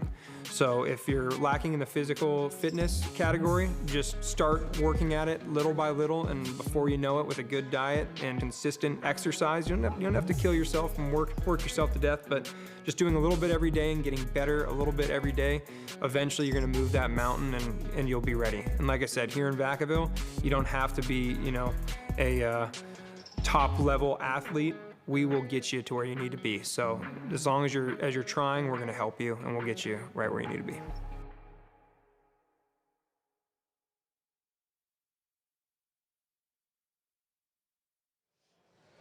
Hello everyone. I'm sitting down here with Corey Condren, the greatest person probably ever to exist. Corey, you are part of San Jose Fire Department and the Women's Commission. Can you talk a little bit about your roles, in the department, and then what you do with the Women's Commission? Yeah, of course. San Jose Fire Department, I'm a firefighter paramedic. I've been there for 9 years now. It's crazy to think that I'm almost at the 10-year mark. And then I've been lucky enough to ask to be on the Women's Commission as well, which is an amazing organization made up of women from up and down the state, all female firefighters that have a vested interest in getting more women into the fire service. So also I serve on the local 230 union board, so I'm pretty involved in multiple pursuits. Yeah. Your Google Calendar is probably popping off. Oh, I'm old school. I have the paper calendar where I have pencil, no pen, and I write down everything. I'm old school that way. I love that. Yeah. Okay, I know what to get you for Christmas as a new planner. Yes, definitely. So what kind of projects have you been working on with the Women's Commission so far? We're really excited, actually. So when we think about traditional gender norms in the fire service, obviously we have this vision in our head of, 6'2", hulking, just macho guy. And the really interesting thing about the fire service is that it takes all kinds to do this job. You can go into a firehouse 40 years ago and you still see all different makes and models of men. And so, for women to join the fire service, it's kind of a no-brainer. It's just getting past those gender norms. So, having the last few generations maybe not be as aware that this could be an awesome career for them, that's what we're working on. So to be a successful firefighter, you have to be physically capable. So we've been working on an athletic department, kind of like going through athletic departments in high schools, colleges, and really making sure that we have a pipeline for athletic women who are looking to serve their community and identifying the fire service as a career path for them. We've also really been working on a mentorship program because women in the fire service are relatively new in the last 30 to 40 years. Being able to talk to someone who may have the same struggles that you have, or those who are about to go into a male-dominated career, are you ready for it? So we're really working on a mentorship program, which we're all really excited about, and really working on that athletic pipeline to get college age and high school age women on the path to becoming a firefighter. Yeah, that's something I've talked to a few people about today, is the idea of what a firefighter, on TV looks like, what the image is in their head. Yeah.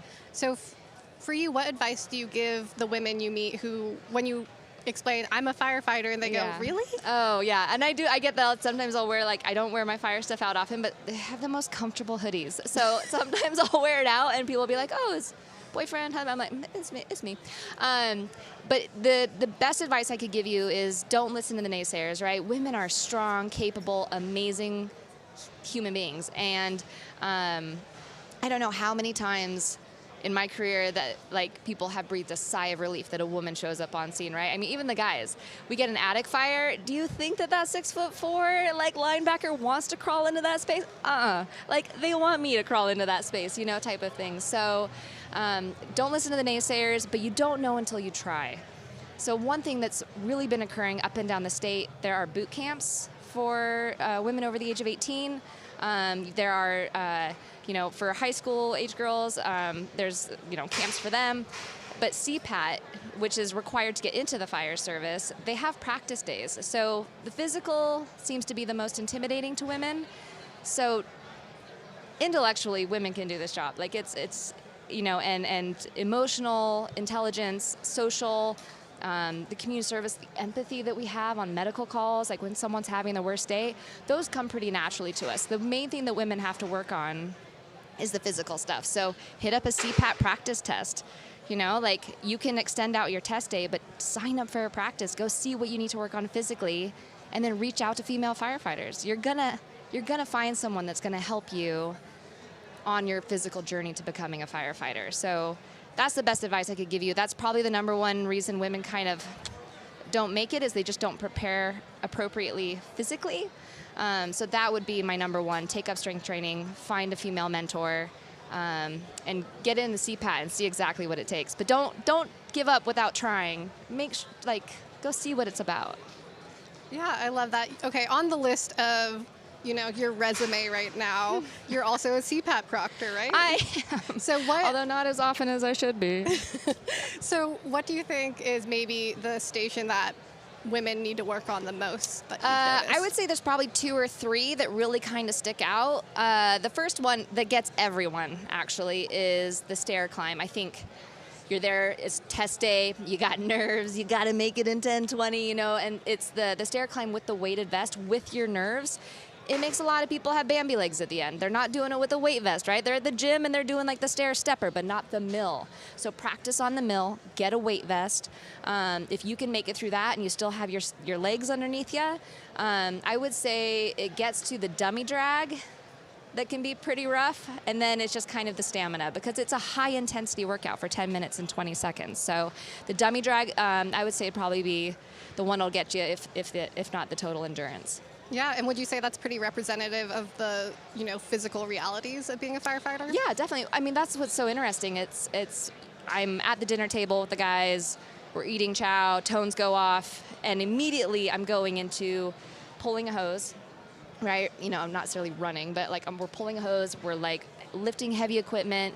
What if we come across a victim, you know, or a patient? You know, we have to pull them out. Like we prepare for the worst, and you have to be prepared for it. So, yeah, I think that the training at CPAT is pretty representative of something that could go wrong in a fire, and the timeline, it speeds up, right? Like a fire, it's fast. It doesn't seem like it's as fast when you're in there, but it can go pretty fast. So. Yeah. So shifting gears a little bit towards the mentorship, how does someone initiate that relationship with someone? Yeah, well, I mean, if you were looking just for local, go to your local fire station. I don't know how many times I've gotten a phone call, hey, Corey, it's guys at 21. We're going to send a girl to you. You know, like the women in the department, in pretty much every department I've come across, it's a pretty close-knit community. So I'd say, and the men, they recognize that, and they want to help, and they want more women in the department. So they're like, oh, yeah, go talk to, you know, Corey, go talk to, you know, Dion, go talk. They send them our way. For other mentorship, if you don't have anyone in your local community, you can reach out to the Cal-JAC Women's Commission.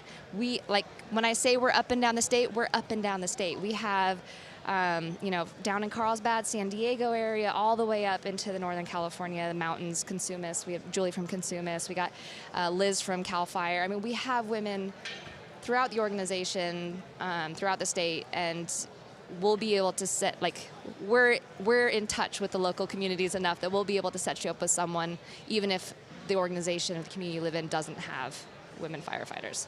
Yeah, and I know you guys are actively working on building out kind of your mentorship program as well. And if people are interested in learning more about the Women's Commission, they can go to caljac.org. It's under the recruitment section. You will see Corey and all of the most lovely people you've ever met in a description of them. But do you have any closing thoughts, advice? No, I mean, I think the best advice I could give you don't be deterred. If you're considering it, if you're wondering about it, go try it. Go see if this is for you.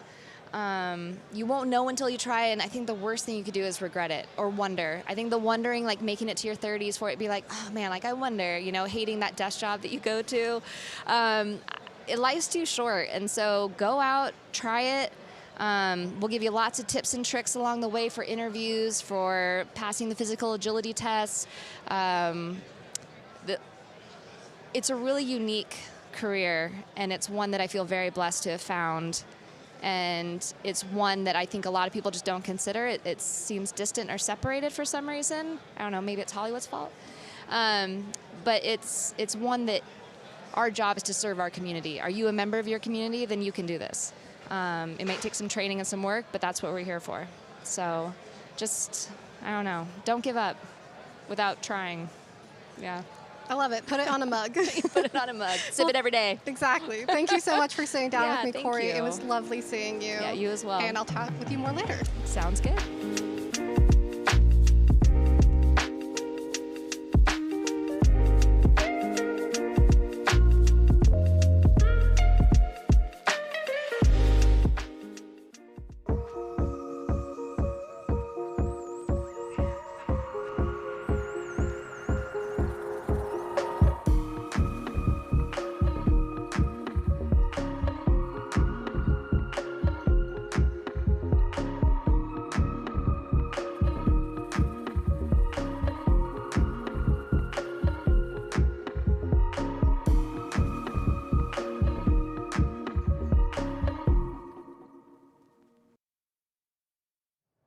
All right, well, we are here with another fabulous human. I'm so excited to sit down and talk to you.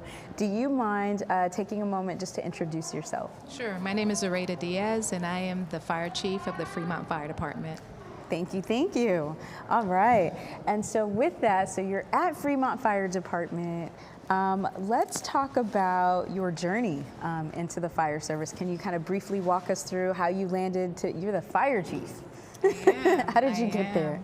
So interestingly enough, my career in the fire service began, in my opinion, many years ago when I started working as a social worker. So I was a social worker for 15 years, and most of what we do in the fire service is work with people. So I feel like that prepared me as an adult to get into the fire service. I was also 36 years old when I decided to pursue a career in the fire service. And prior to getting to Fremont, I worked for the Oakland Fire Department, and I served there for 17 years. And 3 years ago, I had an opportunity to apply to Fremont, and it was important for me to be a fit, for the job to be a fit for me, but also a fit for the organization. So I did quite a bit of research. I ended up applying. I got the job as a deputy chief there in the city of Fremont, and 6 months ago, I was appointed to the fire chief position. Wow, congratulations, congratulations. Thank you, thank you. You're so very welcome. And so with that, so you didn't have a background in the fire service? Not at all. Wow. Not at all. And so also you spoke to a really important part. We get the question all the time, am I too old? I have a family, and so you were 36 when you started. I was 36 years old. I actually celebrated my birthday the first day of the academy 20 years ago. What a gift. It was a great gift. And pursuing a career in the fire service can be challenging. There's a lot of steps that you have to take, as you know. You have to take a written, a physical, and you have to go through background, psychological, medical interviews in order to make an eligibility list. And not only that, but prepare yourself physically for the position. So I got together with a group of people who were just as motivated as I was to accomplish this goal of becoming a firefighter, and we worked at every step of the way just to be successful. We did station visits, we did mock oral boards. It was a journey. It was a full-time job trying to get into the fire service. But fortunately, we were successful. 4 out of 5 of us who got together and worked on it collectively were hired in the fire service. So, I say that to say that it doesn't matter how old you are, as long as you are physically fit, you have mental toughness, you're determined, and you're physically fit. You too can accomplish it. When I got into the fire service, I was 36 years old and I weighed 115 pounds. And so I had to work really hard. I was the only person in my academy who actually gained weight. Most people lose weight because I was constantly eating energy bars, and just the muscle that I developed from the repetition. It was a 6-month academy. It's challenging, but it's completely doable. I say, if I can do it, anyone can. That's so beautiful. Because you bring the zen from the social work and just, I'm sure, your own peace of mind, but then, you bring that to the fire service, and it's so encouraging because we get that question all the time. I can imagine that people walking around at the Expo that are like, this is great, but I'm too old for this. Right. They can take that message and really find value in that. Absolutely, and most departments nowadays don't have an age or height limitation. It's just a matter of your mental grit and your physical fitness. And it's learning techniques, Fremont, I love working for the city of Fremont because the membership is so committed to training, to identifying trends in the fire service, and working on committees to be able to improve the organization with industry standards, which I value. I'm hearing progression, yes. Progressive, evolve, all the things. What makes Fremont such a special place to work? So I'm glad that you asked that question because, leaving an organization in which I committed 17 years and serving there, I really wanted to make sure that where I was going to be a good fit for me. And so I did quite a bit of research, and one of the things that I learned is that, it's a city booming in terms of growth with technology. And so the fire department and the members of the fire department are supported by city leadership, the city manager's office, the mayor, the council members. They support all of our initiatives, so much so that we just recently were approved to put in place a 14th company. And so currently we have 18 members in our recruit academy who will be serving 6 months, because it's an entry-level process, to fill that 14th company, which will be a truck company. But the membership is what really drives the organization, is how I see it. And it's truly a place that welcomes you. Even though, I was an outsider coming there, I was welcomed from day one. And we've done some pretty significant work with Local 1689, the union there, on moving the organization forward. But it takes the individuals who work there to help us get to that next level. That's right. And we also support them in the sense that we give them an opportunity to research industry trends and anything that they're interested in bringing to the organization. They do the research, we try to get a grant, and we'll attempt to fund it. We also give them an opportunity to go and develop themselves in their career professionally by paying for classes if they're interested in it. And we have academies for every promoted position. So we have an engineer's academy, a captain's academy, and a battalion chief's academy. And so we really invest in our members and we invest in our community. Fremont is known, they topped the polls on 50 cities that were interviewed, and they determined that it is the happiest place to live. And so to me, what that brings is one of the happiest places to work. So I really enjoy working there because the community really supports us, and there's a lot of community events that occur on a daily basis, and we're always present, the fire service, to support the members of the community. Okay, let me get this straight. So you have professional development built in. Yes. You have this foresight, this kind of vision in terms of where it's going, keeping track of trends and staying on top of those things. Yes. There's the ability to promote. You're not far from the water, which is just relaxing for most people. It is. people that want to work for Fremont, when's your next academy coming up? When's the next opportunity for them to take part in some of these wonderful things? Yeah, so it's a really good opportunity for those who are just becoming interested in the fire service and are looking to become EMTs or paramedics, because we're anticipating that our next class, because we have one now, will potentially be sometime late 2024, early 2025. Okay. And one of the things that we do is that we really are engaged in the recruitment process. We have a human relations committee that goes out and does outreach and recruitment. We're working with, we're doing long-term and short-term recruitment. We have local high schools that we do outreach for.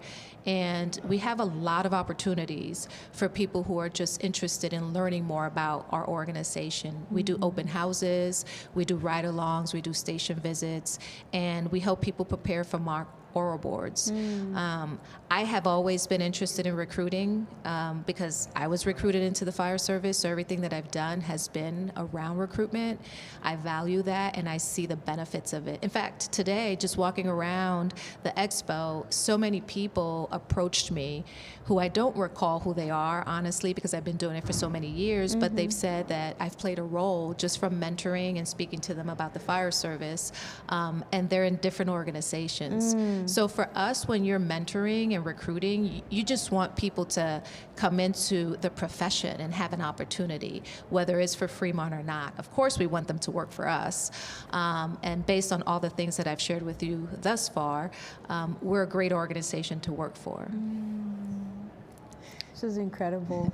Along that same line of thinking, you have the person who's tuning in as they're driving, they're running errands throughout the day right now. And they're on this channel. Yes, we're talking to you at home. And so they have an idea in their mind of what a firefighter looks like, and they don't meet that. What do you say to that person to get them to consider this wonderful profession? I would say this is a career that has afforded me the opportunity to be able to grow and learn. And never once did I anticipate that I would become a firefighter. I was a social worker for 15 years. I grew up in Harlem, New York. Never thought that I would own a home. I own 2 homes. I was able to take care of both of my parents who were older before they passed away. And I've been able to grow and contribute to the community that has served me. I'm a reflection of the community that has served me. If you don't think that you can do it, just think about a 36-year-old who came into the fire service with absolutely zero knowledge of what firefighting was, and now 20 years later, I'm serving a great city as their fire chief. I say come out, check out FCTC, visit the booths, call and check us out on social media, and give it an opportunity. We will provide you with all of the things that you need to know about how to become a successful firefighter. Chief, I found the poster child for all things recruitment. It is you. Thank you so much for being here today. Thank you for having us. Yeah, thank you.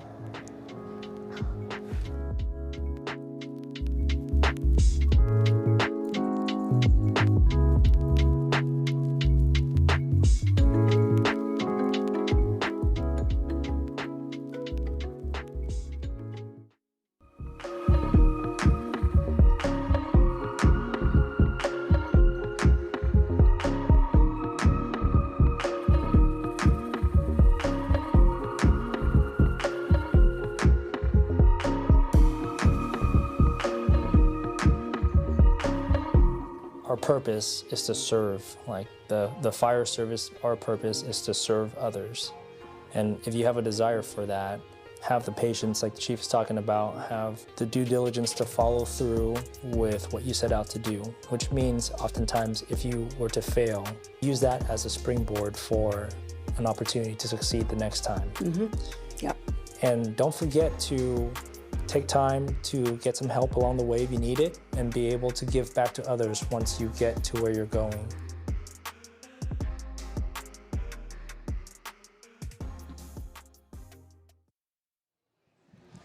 Hello, everyone. I'm Stella, the Cal-JAC Communications Specialist, and I'm sitting down here with Roseville Fire Department. Can you introduce yourself? Yeah, I'm Captain Tony LaPlante, City of Roseville Fire, Station 6, and glad to be here today. There's a good turnout for sure.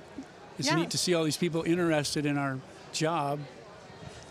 So it's been going well today at your booth. You've gotten a lot of visitors. Yeah, and all different ends of the spectrum, from people that have, already in the fire service and some that are just starting out. So, yeah. That's very cool. I know that you have been with Roseville Fire Department for how long? For 40 years. 40 years. That is definitely, I think, know. the highest we've seen It's so far of kind commitment. Bewildering to people. And that just, goes to show you, I guess, how much I love my job, because I could have left many years ago and haven't yet, but I love it. It's a wonderful career. I cut my teeth there, so I'm kind of biased about Roseville, but it's a wonderful place to work and a great career. Yeah, so sticking with the same career for 40 years, same department, what's your favorite part either of Roseville or being a firefighter in general? Obviously the career is a lot different than any other, for sure. It's like a second family. It's just a wonderful career. And our size department helps, I think, because there's bigger departments where sometimes you might get a little more action, let's say, or something like that. But our department's I think, the perfect size for longevity in the career. No doubt about that. And you're from the Roseville area originally. You grew up there? Since 5th grade in Roseville, and yeah. Do you think there's been any advantages for working at a department where you're part of the community? Oh, yeah, for sure. Obviously, look, a lot of guys that we have are in either Roseville, Rockland, Placer County. We have a few transplants from the Bay Area departments, but I think the benefit is having family there. And the city of Roseville is a wonderful place to live. Just the services that we provide, our own municipality, electric department, water, streets, all that stuff. The schools are incredible. So there's a big benefit to that. And then your commute to living in the city, for sure. When you have a 4, 5, 6 minute commute, it makes things really nice. I bet. Yeah. So are there any unique programs that Roseville offers, or what sets it apart from other departments? Well, obviously, I think our size, like I said, we've grown incredibly since I started with 2 stations. We now have 8, and we're building number 9. So I think it's a perfect size department for a career, because some of the bigger departments, like I said, you can get what I call maybe burnout, I think. And obviously I don't have that yet because I've been here a long time, but it's easy for that to happen if you're at a busy house, or a busy fire department, And we're at that size where that might not happen as much with the call volume that we have. We have our busy stations, no doubt, but our call volume and the way our department runs, we don't transport, so that makes it a little bit different than some departments. Yeah, and when are you guys hiring next? We're doing, in the spring, we're going to put on another academy, and we've kind of done something a little bit different. We've done this already once before, and we had good luck with it. We're going to do a lateral hiring, and we're going to do only a 2-week academy. So to qualify to take the test and get into that, you obviously have to have your state certified firefighter 1 and your P card, your paramedic. So you have to be a paramedic, firefighter 1, and California driver's license. And then at the time of the academy start, you have to have the CPAT test too. But it's been good luck. We've had some good transplants from, like I said, some good people. And I think what's enticing is that 2-week academy, because we're able to get them through an academy in 2 weeks and give them a little onboard time on the engine, maybe a 10 shift or something.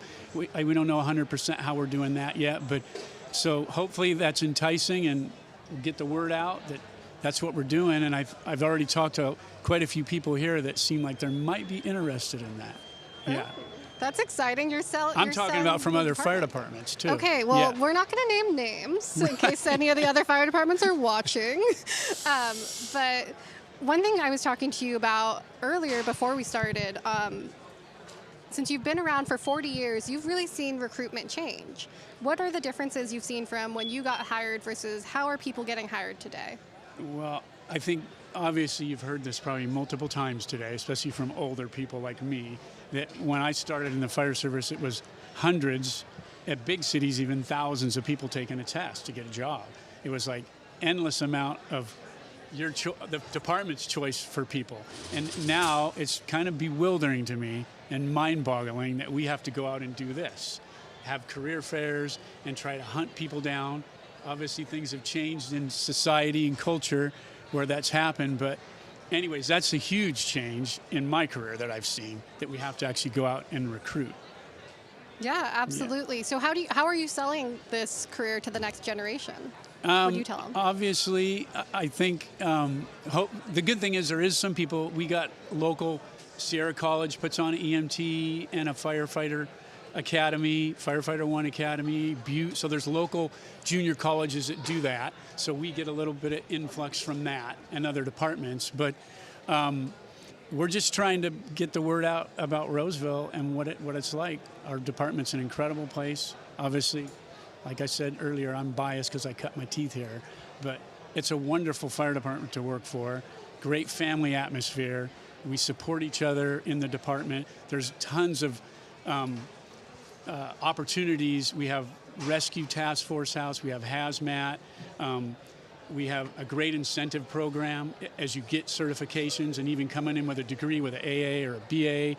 There's a huge incentive bump in our pay scale. So, but just our department's great too. It's like another family. There's no doubt. Like you talked about size of department. I think in bigger departments you might get lost in the system a little bit. And our department's still that size where you know each other, and it is like another family because of our, our schedule. You've talked to guys how we work, 10 days a month, but we're there multiple nights with each other, and it becomes a second family. So it's a wonderful career. Absolutely. And how do you guys go about supporting your entry-level hires for, through Academy and also through their probation? Well, obviously we have a year probation, I think like a lot of departments do. Mm-hmm. So after the Academy, you're on probation for a year. And then usually we'll give you we'll pair you up with another guy that's long-term, and they'll support you through your probation. So you get a ton of support. If you're struggling in some areas, you're going to be helped along. It's not like we're just going to, obviously if we put the time and the effort to get you through our academy and you get through our testing process, there's a reason that we picked you. So we do everything we can to support you through your probation too, and make sure you make it through that portion of it. We've got an investment in you too. Yeah, I love that. It's a mutual investment between both the department and the recruit. Yeah. So looking back over your 40 years, do you have any advice that you wish you knew when you started? Or maybe just advice you're giving people today? I think what I see today more so than when I was hired is I see a lot of younger people kind of give up. They start the process maybe, and because I know it's not easy, even the EMT National Registry, and then going through a fire academy, depending on what age you're starting. You might have family already, or you might be in college, and it's a struggle because you have a job too, and you're trying to do it both at the same time. But probably my advice would be don't get discouraged. If something doesn't go as quickly as you think, keep your nose to the grindstone and keep plugging away. Be hard-headed about it. And you got to keep at it because it'll happen. If you want to do it, you stay healthy, you got a good head on your shoulders, and you're making the right moves, I think it can happen. There's just too much potential. We're having career fairs to try to find people. There's just way too much potential and opportunity to get hired into this career nowadays. Exactly, and you can find your next home for the 40 years. Yeah. You can find a long career with the fire service. Right. So how do people reach you guys? What's the best way to get in contact with Roseville? Obviously, we have a website. You could just look up City of Roseville Fire Department, and there's links on our website to get down even a career path, and then obviously open up to even go and talk to the people at the stations. Come to Roseville. Besides get on the website, even if you want to come in person, all the guys are great to chat with. Heck, you could look me up if you want. And I'll tell you, obviously I've been here a long time, so I got a ton of reasons why it's great and why I love it, and I can go on and on. But if you want to get a hold of the City of Roseville Fire Department and ask for Tony LaPlante at Fire Station 6, and I'll give you a ton of reasons. Yeah. Well, thank you so much, Tony, for sitting down with us today. I really appreciate it. Sure. And I appreciate all the info you provided today. All right. You're welcome.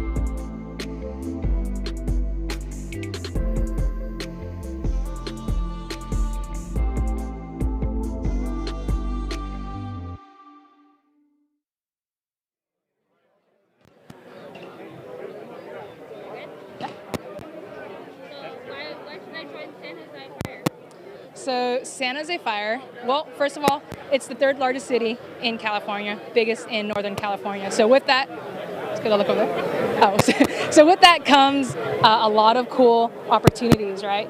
The biggest part, I know as cliche as it sounds, San Jose has such a rad culture. And the only way to explain that is if you come and talk to me and my buddy Carl here, or if you come and visit our stations, do a ride along, you'll see that we're very different than any other department. Just how we run things, right? It's super busy because we are the 3rd largest. We run a lot of calls, and the great part is like 90% medical, 10% fire. Yes, we run mostly medicals, but there's a lot of fire. We burn, and we burn a lot. And if you go to smaller departments, right, you don't really get that opportunity to fight those fires. So if you come to a big department like us, you get the best of both worlds. And with a big department, there's a lot of people, right? We have 750 individuals. The capacity to do anything that you're passionate about, if you want to promote, there's just opportunity is endless for you. You don't have to just be a firefighter, right? You can promote engineer, captain. You can go to the Bureau of Fire Prevention if you're interested in fire inspectors or arson investigator, or just within being in the fire service, we have our USAR team. You can get on the California Task Force 3. There's hazmat. We do airport. So we're really jack of all trades. Like, you can do it here, and you will find it here at San Jose. But for real, the culture here is probably the best. So San Jose is where it's at. Come and talk to me and come talk to Carl, and we'll tell you everything else you need to know. Ah! Is that okay?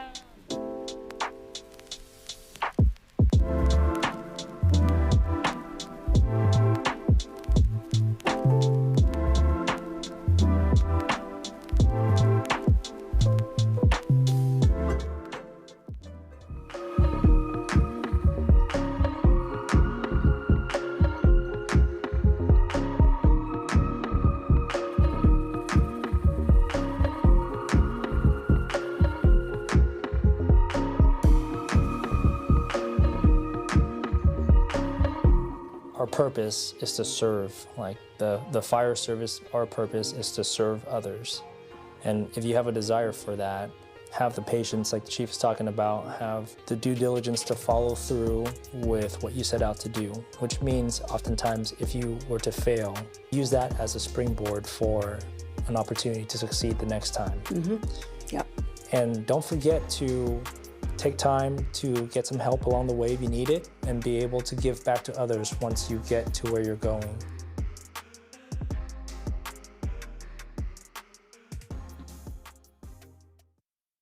All right, we are back on the CPAT floor. We have Cadet here. This is Cadet Camarillo. He is part of our Cal-JAC Academy, Paramedic 23-1. He's going to show us what it looks like to do the dummy drag properly. Now, this will be the only time you'll ever see anyone on this floor, not on a test day, in shorts. We're going to have him go on over to that dummy drag. He's going to first use his quads. He's going to bend over. Look at that. He's got an extra 50 pounds. He's lifting that guy up, okay? We're working our glutes here. Notice how he's standing all the way up. He's not hunched over. He's using that vest and that momentum and using those legs to get that dummy across. There we go. He's going to keep going. Look at his nice upper body. We have our chin up. We're not hunched over. Perfect.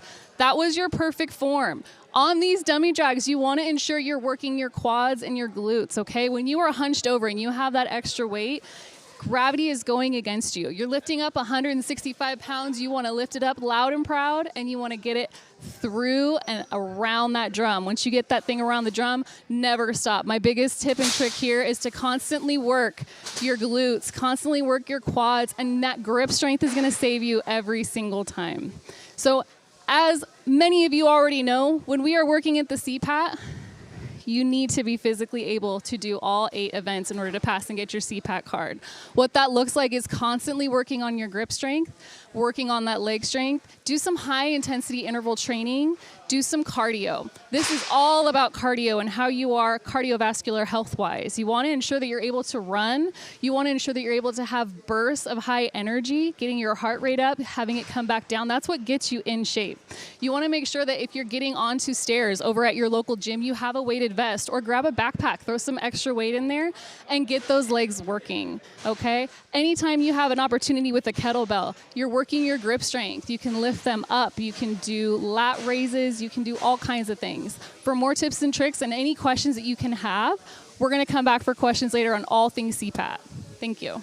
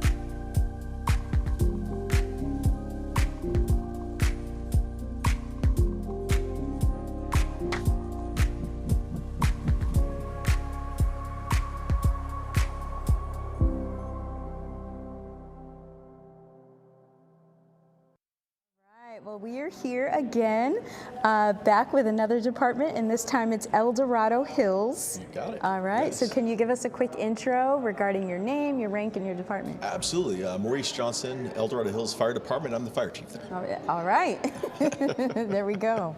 So with that, talk to us about unique opportunities at El Dorado Hills. Sure. So, El Dorado Hills Fire Department is in the foothills of the state, if you will, going over into Nevada. So we're right after Sacramento County. And so it's a great community up there. We've got roughly 55,000 residents up there. It's a very rapidly growing community, if you will, lots of growth there. And so lots of opportunities for firefighters coming in and paramedics coming in, which is one of the new programs for our department. Mm-hmm. Lots of great hiking too. There's lots of great hiking, biking, you name it. There's plenty to do. Right. And so by growing, if you could break down what that means, is your department expanding, or like what kinds of opportunities do you see that may become available? Sure. So, there's a lot of influx from the Bay Area coming in, and so there's roughly 6,000, 8,000 new homes that are planned for the community. And with that, the fire department will need to grow to make sure we can meet our mission in protecting all of those new citizens coming in. So we're adding a second ambulance that's starting here in the next 15 days. And so part of that is hiring new paramedics, which is a new position or rank for us. That is unique. That's one thing unique about our department is every single person on an engine or an ambulance is a paramedic, including our executive staff and myself included. Beautiful. And so, how about bridge programs? And by this I mean like cadet programs, maybe girls camps, because out here at the Expo there's so many people who aren't yet 18, or folks that are experiencing a career change but kind of are in that middle space. Anything like that for them at your department? We get a lot of those questions. We work really good with our partners at El Dorado County Office of Education and those bridge programs from high school coming in and then coming into the department. So we've got an Explorer program, and that really takes your 16 to 18-year-old students, gives them a brief insight into the fire service, gets them kind of hooked, and we move them on to the next step. We also have a community emergency response team, so they're very active. And then a specialty program that we have is our Firefighter intern program, and that's for individuals that have graduated a fire academy and now they're really starting to look to start their career. We'll bring them on, they'll get a task book, they'll be assigned an engine company, and they'll start to do some time. Okay, all right. And so, Fire Chief, yes, let's get to know you a little bit better. Sure. How about your journey into the fire service? Yeah, my journey into the fire service is pretty special and pretty unique. Raised by a single mom, and obviously she always wanted to keep us out of trouble, and that's one of the things. There was a career mentor, sign I saw at high school, and I pulled one of the papers and called, and they ended up putting me with the firefighter, drove me around the department. There was Citrus Heights Fire Department back then, and then Sacramento County Fire, and then Metro Fire. And so that entire department really adopted me. And so they brought me in, I was an ROP student. I rode along with the crews quite a bit. I ended up getting hired as a parts runner, and then ultimately got hired onto the department as a firefighter paramedic.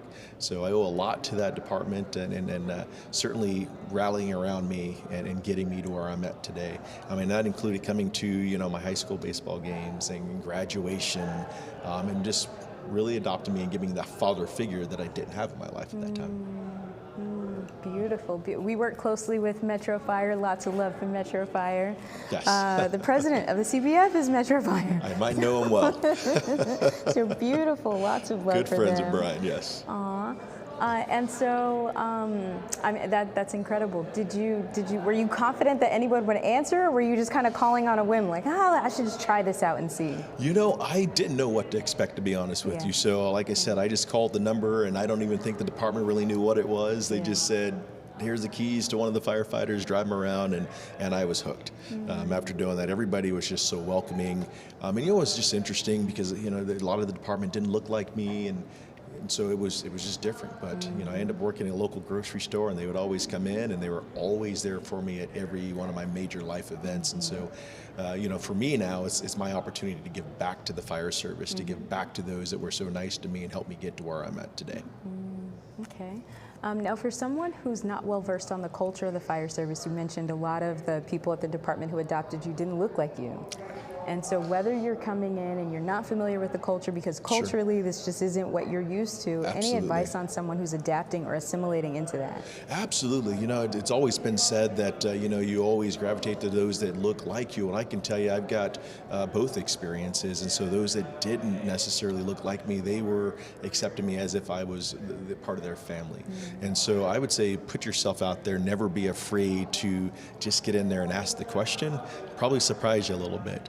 Every firefighter I know is more than welcome to you walking in and asking about their profession. It's just like their families. They're going to talk about their families. They're going to talk about their fire service career because they want you to come in as well and enjoy everything that they've had as well. Okay. All right. Well, it's been fun. I hope that we get to do this again. Absolutely. It's been an absolute pleasure talking to you. My pleasure. Thank you so much. The best advice I can give, if you're going to be interviewing for San Diego Fire, seek help from San Diego firefighters because our interview process is very different. And if you don't seek help, the odds of passing the interview are very, very tough. Fire interviews are very challenging. For example, they may say, hey, tell me about yourself. Well, that's an education, training, experience question. So if you start answering the question by telling them about yourself, that's very difficult to score against the next person. Coupled with that interview preparation, it's just make yourself as valuable as possible. You're gonna have the minimum requirements, right? But you wanna try to grasp as many other things that will make you valuable also. And some things to talk about that's gonna set you apart in that interview process. For example, professional athlete is gonna set her apart because she can talk about all the experiences and how they relate to the fire service. Just things like that will make you a valuable candidate.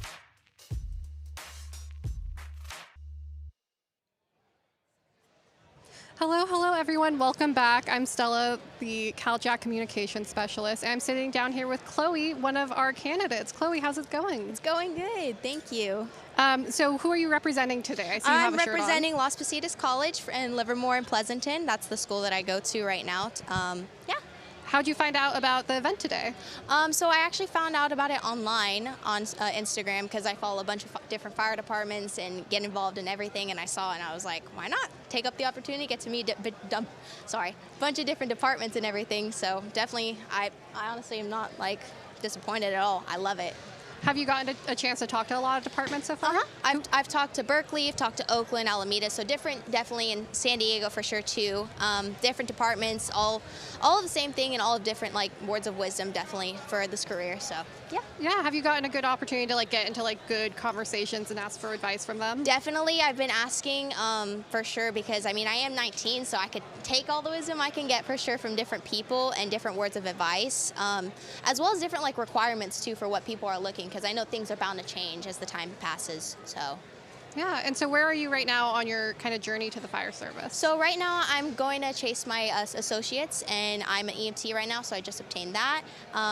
As far as that, I plan on probably to get my paramedics and then get my bachelor's out the way in fire science, and then hopefully start applying to some of these departments that we see out here today.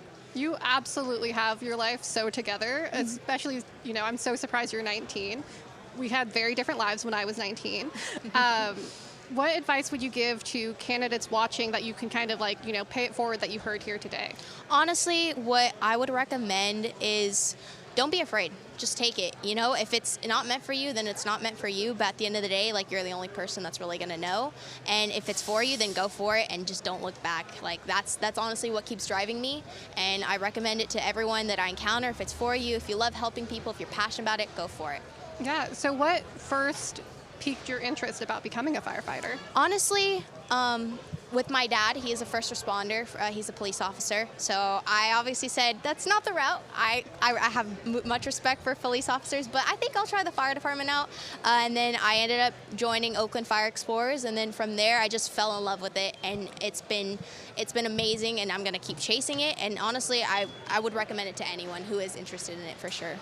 I love that. And I'm sure your dad was like, you know, whew, her teenage rebellion is becoming a firefighter. Yeah, at first we had the jokes and the fair share of the firefighters get all the sleep and this and that, but then it turned into the major support and putting me on and introducing me to different captains from all around and getting me that experience and representing my face as much as possible that I thank him for sure.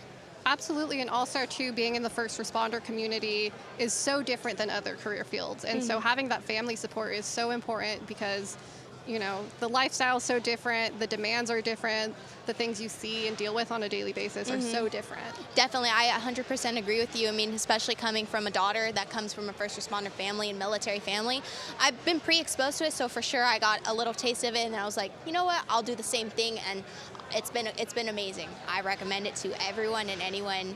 It's amazing, and don't look back on it for sure. Yeah, okay, so how have you been preparing physically for the job ahead? Because one thing that surprised me when I first started this job was meeting other women who were my height, who maybe were even smaller than me. I'm like, oh my gosh, you are carrying people out of burning buildings.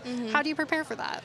Honestly, go to the gym, eat right, sleep right, because sleep matters. A lot of people don't think that, but sleep definitely matters, and eating healthy, and not just for you physically, but for you mentally too. I feel like a lot. And then just going to the gym. Honestly, I love working out. It gets my mind off, especially being in school right now too. But it definitely helps. I feel like training the upper body, because I love to work out upper body. I love to do little competitions, make it fun and friendly. But I think definitely getting into the gym and just doing it for yourself too. I mean, not just a career, but just doing it for yourself and mentally just pushing yourself. Yeah, do you have any dream departments? Do you have any departments here that you've talked to that you'd never heard of or considered before? So honestly, dream departments, possibly like Alameda County, Oakland. I've talked to San Diego and Berkeley and a couple others. Ideally, wherever I end up, that's the plan for me. As far as seeing with like different departments of as like, I don't know, possibly where I could end up, it doesn't really matter to me. You know, at the end of the day, like, I'll be happy wherever I end up. So, and the requirements that they kind of have, I'm not too certain as far as that, but you know, it is what it is for me. I honestly am super happy wherever I end up. And you're definitely setting yourself up to be ready to go to any department, especially since you're working towards your paramedic. There's a huge shortage across the state right now, so we need paramedics. I definitely agree with you, because I feel why not shoot for the education as is? You know, why not go for your paramedics? Because 80% of the calls, like firefighters say, are going to be medical calls. So being advanced and being prepared in your education and your career further, it's only not just helping you, but you're helping your community and the people around you. Absolutely. So what advice do you have for maybe people watching who will be at our Career Expo on November 4th down in San Diego County? Honestly, show up, eat right, have a good smile on your face, and I know you're going to be nervous because that's exactly how I was feeling up until today, but just don't be afraid. Be yourself, and just know that at the end of the day, you're doing it for yourself, you're doing it for your friends, you're doing it for your family, and my advice is, if you are watching this, you know, you're more than capable of doing whatever you set your dreams to, honestly. Absolutely. What's been your conversation starter with the recruiters so far? Honestly, it's been just representing the logo that I have on my school, getting the word out there, and just honestly just introducing myself and being casual and normal, you know, because I don't want to be a stranger, especially if, you know, they are recruiters and they're looking to hire you. Just introducing myself and being friendly is the best thing that I do. And so the Career Expo was worth coming to today? Definitely 100%, and I would definitely recommend it to a lot of people. Awesome. Well, thank you so much for chatting with me today, and good luck. I am so excited to someday see you on the field. Thank you. I appreciate it.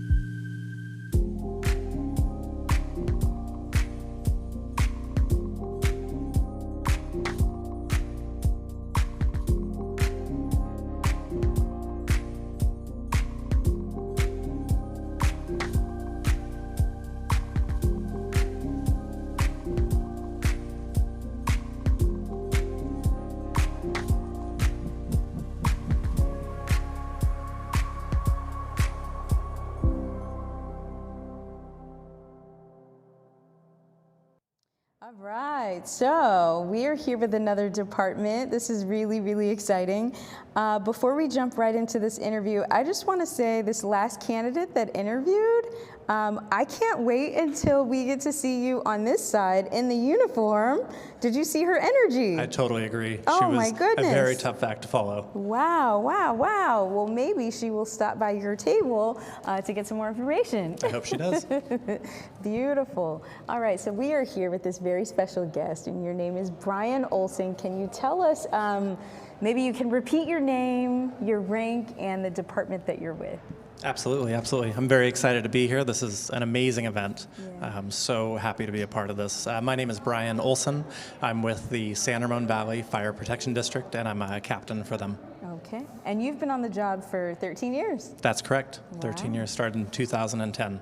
Okay, so ultimate professional. Thank you. And so how about, let's start out with your favorite part of the job. You've been a firefighter. Talk to us about your favorite part of the job. There are so many amazing parts of this job, right? But I think the core is that we get to help people and we're part of something greater than ourselves. We get to affect the community that we serve. And I think that's the best part about the job. The thing that always keeps us on our toes is like we're speaking about today. We're standing at a table and we're talking with applicants and someone comes up and says, hey, we're going to live stream. And I say, what does that mean? What is a live stream? And it's a perfect snapshot of what this job is. It's that you never know what your day is going to entail. Every day is different. And you are required to do your best and to make it happen. You go to a fire and you can train all you want. You may not know exactly what the right choice is when you get to the fire, and you fall back to your training and you fall back to what has prepared you in your life for your profession. And so here we are on a live stream, and having not done one before, and now we're doing it. And it's just a classic example of this job. You never know what you're going to get. I have put a pile of questions in your That's hand right. and said, hey, what are we talking about? Yep. But isn't that what you want out of life? Isn't that what you want out of a job? It's to constantly be challenged, to constantly have to make things happen. I mean, how many professions you get to go and, you ask a question and you say, I'd like to push pause, let me go research and look it up. That's not our job. That's not what we do. It's here's a problem, and based on what we know and what we've trained on, and the team, most importantly, that we bring with us, we make it happen, and we provide a very good solution for the community. I know the office gets a bad rap. I work in an office. It's not I'm sorry. No, I totally understand, but we also have really phenomenal people. My organization does a phenomenal job at selecting humans. So ours is a little unique, but I can totally understand. Agreed. And so just the flexibility, right, that you all have, and just being able to acquire different skills and all of that. What are some of the specialties or opportunities available in San Ramon where people can apply some of those skill sets that they have? I think they're endless. So we are an all ALS agency. So that means all of our applicants are paramedics, and all of the people that work for us are either paramedics or have been paramedics. So when we go to a medical call, we're bringing 5 to 6 people that have the highest level of medical training within our profession to help our citizens and their families. You can take this profession anywhere you want to go. A lot of us think, oh, we're going to be a firefighter. We're going to be, stretching lines, applying water to fire, cutting holes in ceilings and roofs, and cutting cars apart, things like that. That's the core competency of the job. But all of the other interests that you have outside of there somehow comes into the profession, meaning you're into rescue stuff, there's a place for that. You really like rope rescue, boom. You can become a rope rescue guru. You're into hazmat stuff. You had a chemistry background in high school or in college, for example. We have people that were chemists or, some type of a physicist, boom. Well, there's a hazmat team. You'd be a great fit. You love animals and dogs. We have canine program in our district. Do you like doing stuff on a larger scale? You see the things on television like, oh, here's a structural collapse or here's a hurricane. Well, we're part of Task Force 4 out of Oakland, so you can do a regional or national approach to responding to who knows what, You name it, we have it. You want to be an arson investigator? We have investigators that go after the fires and try to figure out how they started. What was the cause? What was the origin? How can this be prevented in the future? I think it's endless. I started more on the communication side. I was a communication volunteer, which is not a normal way into this profession, but our district has that, where we staff a backup command center and a backup dispatch. It is, totally. So on the large campaign fires, we provide one of those there, and they manage all of the communications. And I had more of that background, and that was a way into this profession, and now continue with that. And having people with an operational mindset, also seeing that part of it, is a benefit. So I think that you can take any type of interest you have within this profession and make it better. And I think that's what we're all trying to do. We have lots of professional athletes, right? They know how to stretch, they know how to work out, they know how to prevent injuries. And then they're in the station with people who don't have that background, and they're giving them tips on how to be healthy and how to, because we're all athletes when we're on the fire ground. We all have to perform at a high level. And so having people that truly were, athletes is a benefit. So it's numerous, it's endless. And just to talk a little bit about where I'm from, our district has lots and lots of programs like we've just outlined. And one thing that I will say is we have leadership that supports us and is always pushing us to do more stuff. So if you have an idea or you see an area that like, hey, we could be better at this. They encourage people from any level to lead. I believe that at one time in our profession there was a culture that fire chiefs, lead, and now it's that they do lead. That's their job. Don't. But also, hey, you're a firefighter and you have an idea, and you've been here 2 years. Let's hear your idea. Let's affect change. One of my firefighters had last week had a meeting with our operations chief, the number 2 fire chief in the district, and wanted to talk about how to make forcible entry better, and had a budget and a training plan, and is now in charge of training the department in the next quarter for how to do all that. So I think that's definitely room for growth. I think that's pretty cool. It is. And so you mentioned that you're a captain. Correct. Can you break down briefly just a typical day in terms of life as a captain, as a firefighter? Yeah, absolutely.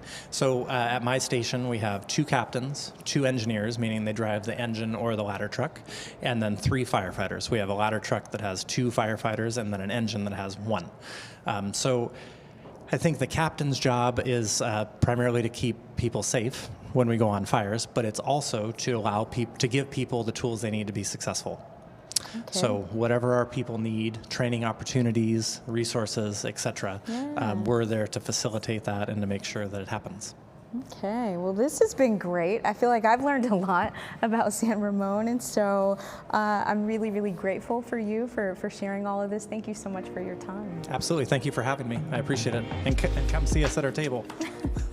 So good. So good.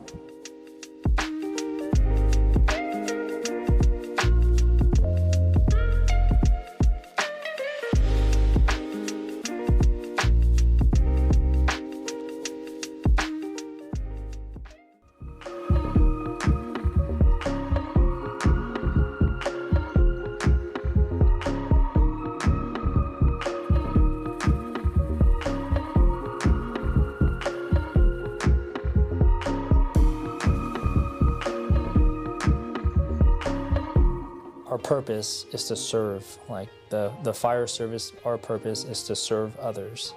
And if you have a desire for that, have the patience, like the chief is talking about, have the due diligence to follow through with what you set out to do, which means oftentimes if you were to fail, use that as a springboard for an opportunity to succeed the next time. Mm-hmm. Yep. And don't forget to take time to get some help along the way if you need it, and be able to give back to others once you get to where you're going.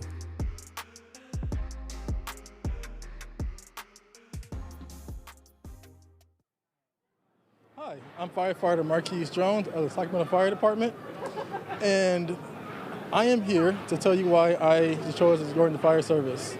My route to being a firefighter is a little different than normal. I began my journey when I was 30 years old. I didn't know how to become a firefighter. I had no idea until I went online and I found the FCTC, and I found out what it required to be a firefighter.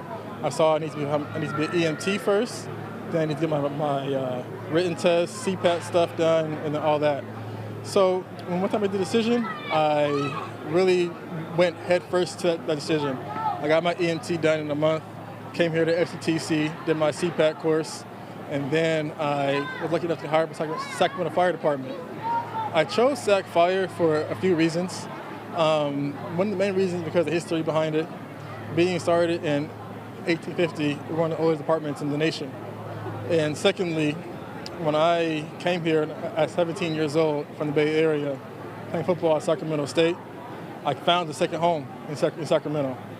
My wife and my kids, were all established in Sacramento. Met my wife here, had my kids here, got my first home in Sacramento, got my degree in Sacramento. I was a kid in the Bay Area, but a man in Sacramento, so I owed Sac a lot, and I felt like I wanted to give back to them because they gave me so much. Secondly, there isn't a lot of people that look like me in our department, so I wanted to be the change that we saw in the world. I wanted to do things like today at the Door Reach program, show people that resemble what I look like, that you can do what I'm doing as well. There's not really a lot of information in our community as to how to get out here, so I want to be that change in the world as well. All right. Thank you so much.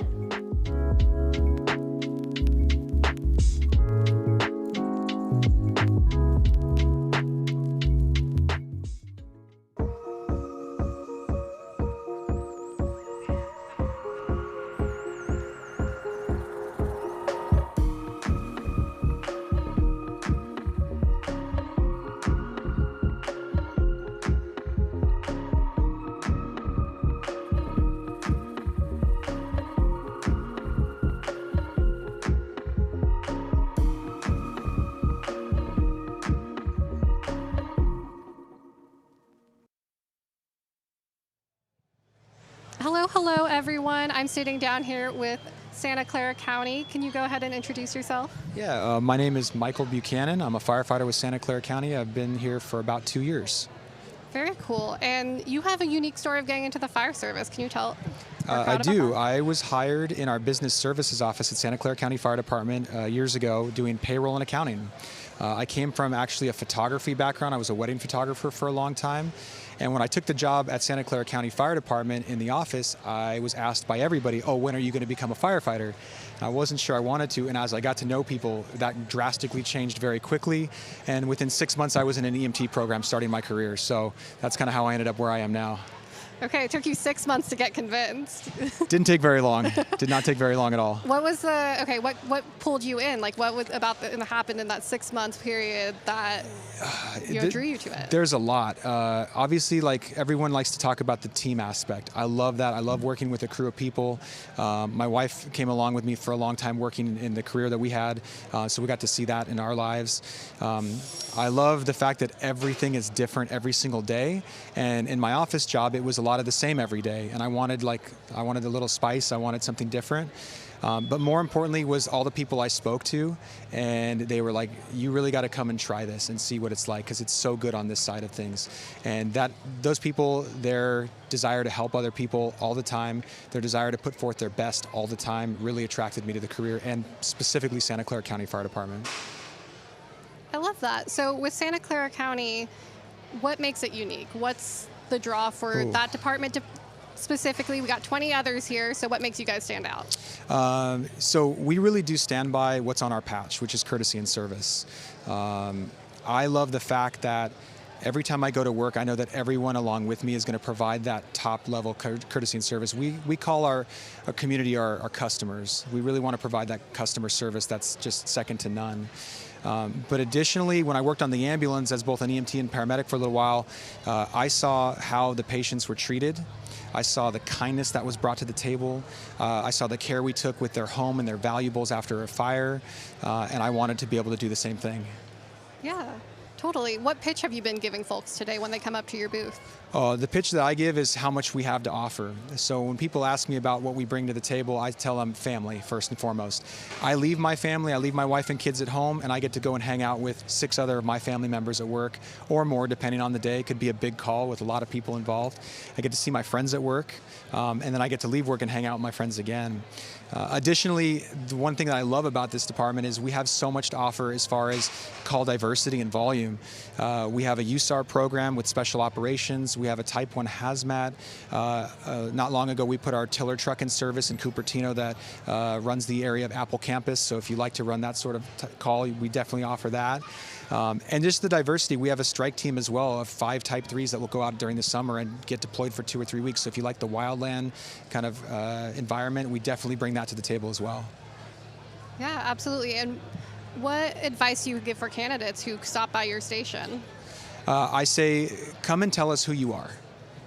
Show us why you would be a good fit for our culture. I think we have a very unique culture that's extremely inviting. I think we have a very unique culture that looks for what you bring to the table that's different from everybody else, because it just makes us a better department to have different people that come in with different family of origin and backgrounds, different upbringings, different education. We will have a place for you no matter what your background is. Yeah, and I know we talked about this before our interview started, but is there an age limit to becoming a firefighter? With our agency, it's 18. You have to be 18 years old with a valid CPAT and an EMT license. Yes. Okay. Is there an upper limit? Like, No. Is there a point where you're too old for it? There is not. In fact, I got hired at 39 years old. So as I've been out here talking to a lot of potential candidates, it's been kind of interesting because some people say, oh, I'm in my late 20s or something. Am I too old for this? And you are absolutely not. To the table, you bring a lot of life experience that maybe someone younger just hasn't had the opportunity to attain yet. And so because of that, you're going to come in well-rounded, and you're going to have a lot to talk about at the dinner table. Absolutely. Okay, so besides age, what are the other requirements to becoming a Santa Clara County firefighter? You would need a valid CPAT, an EMT license, a valid driver's license as well, and most importantly is going to be a clean background. We do a very thorough background and check. And you want to, of course, be healthy as well, right? As you want to maintain your physical fitness level, because we also have our own in-house physical agility assessment we do when you're in the process. And lastly, we're going to do a physical evaluation through a doctor's office as well to make sure your health is good. When are you guys hiring next? We are currently hiring right now. Right now? You could apply with us today. Okay, how do they apply? Our How do they get application to you? process will close on the 14th. You're going to need to go to our website and fill out all the applications, submit all your proper documents. And we are currently doing a video interview process, which is the first time we've ever done that. So just know that by the end of November 14th, you're also going to have your video interview submitted so that we can go ahead and move you to the next step. Awesome. Can you say the deadline again and the website? Yes, the website would be www.sccfd.org. That's Santa Clara County Fire Department. And the deadline is November 14th. Awesome. Okay, and one last question. Why is it important for candidates to come out to events like this and meet you guys in person? So I'll give you a story. Just a moment ago, I ran into a gentleman that I met about a month ago at another job expo at an EMT program that he was going through. And it was really cool to see him again and see what steps he's at in the process. The fact that he came back to talk to me again, he remembered me, I remembered him, and it means that he is truly interested in working for our agency, which is kind of like, it's kind of a rare thing sometimes. There's a lot of great agencies out here today, but seeing him a second time showed me that if he does get into the process, he really is dedicated to our agency and has a lot of good reasons why he would want to work for us. And I just get a chance to hear them. Yeah. Exciting. I can't wait for him to work with you guys. Do you have any closing words of wisdom, advice, anything? There's so many great agencies out here. We are very appreciative of Cal-JAC for letting us come out and do this. What I would tell anybody is don't quit. You will get hired if you do not quit. I would say the only time anyone doesn't get a job is if they just give up. And it can be a long road or a short road. Maybe paramedic school's in the cards for you. Maybe a Firefighter 1 Academy. Maybe working for another agency for a while, getting some experience. But if you do not quit, you will absolutely get the job. And perseverance is everything. Absolutely. I love that. Thank you so much for sitting down with me. I had a great time chatting, and have a good rest of your day. Great. Thank you very much.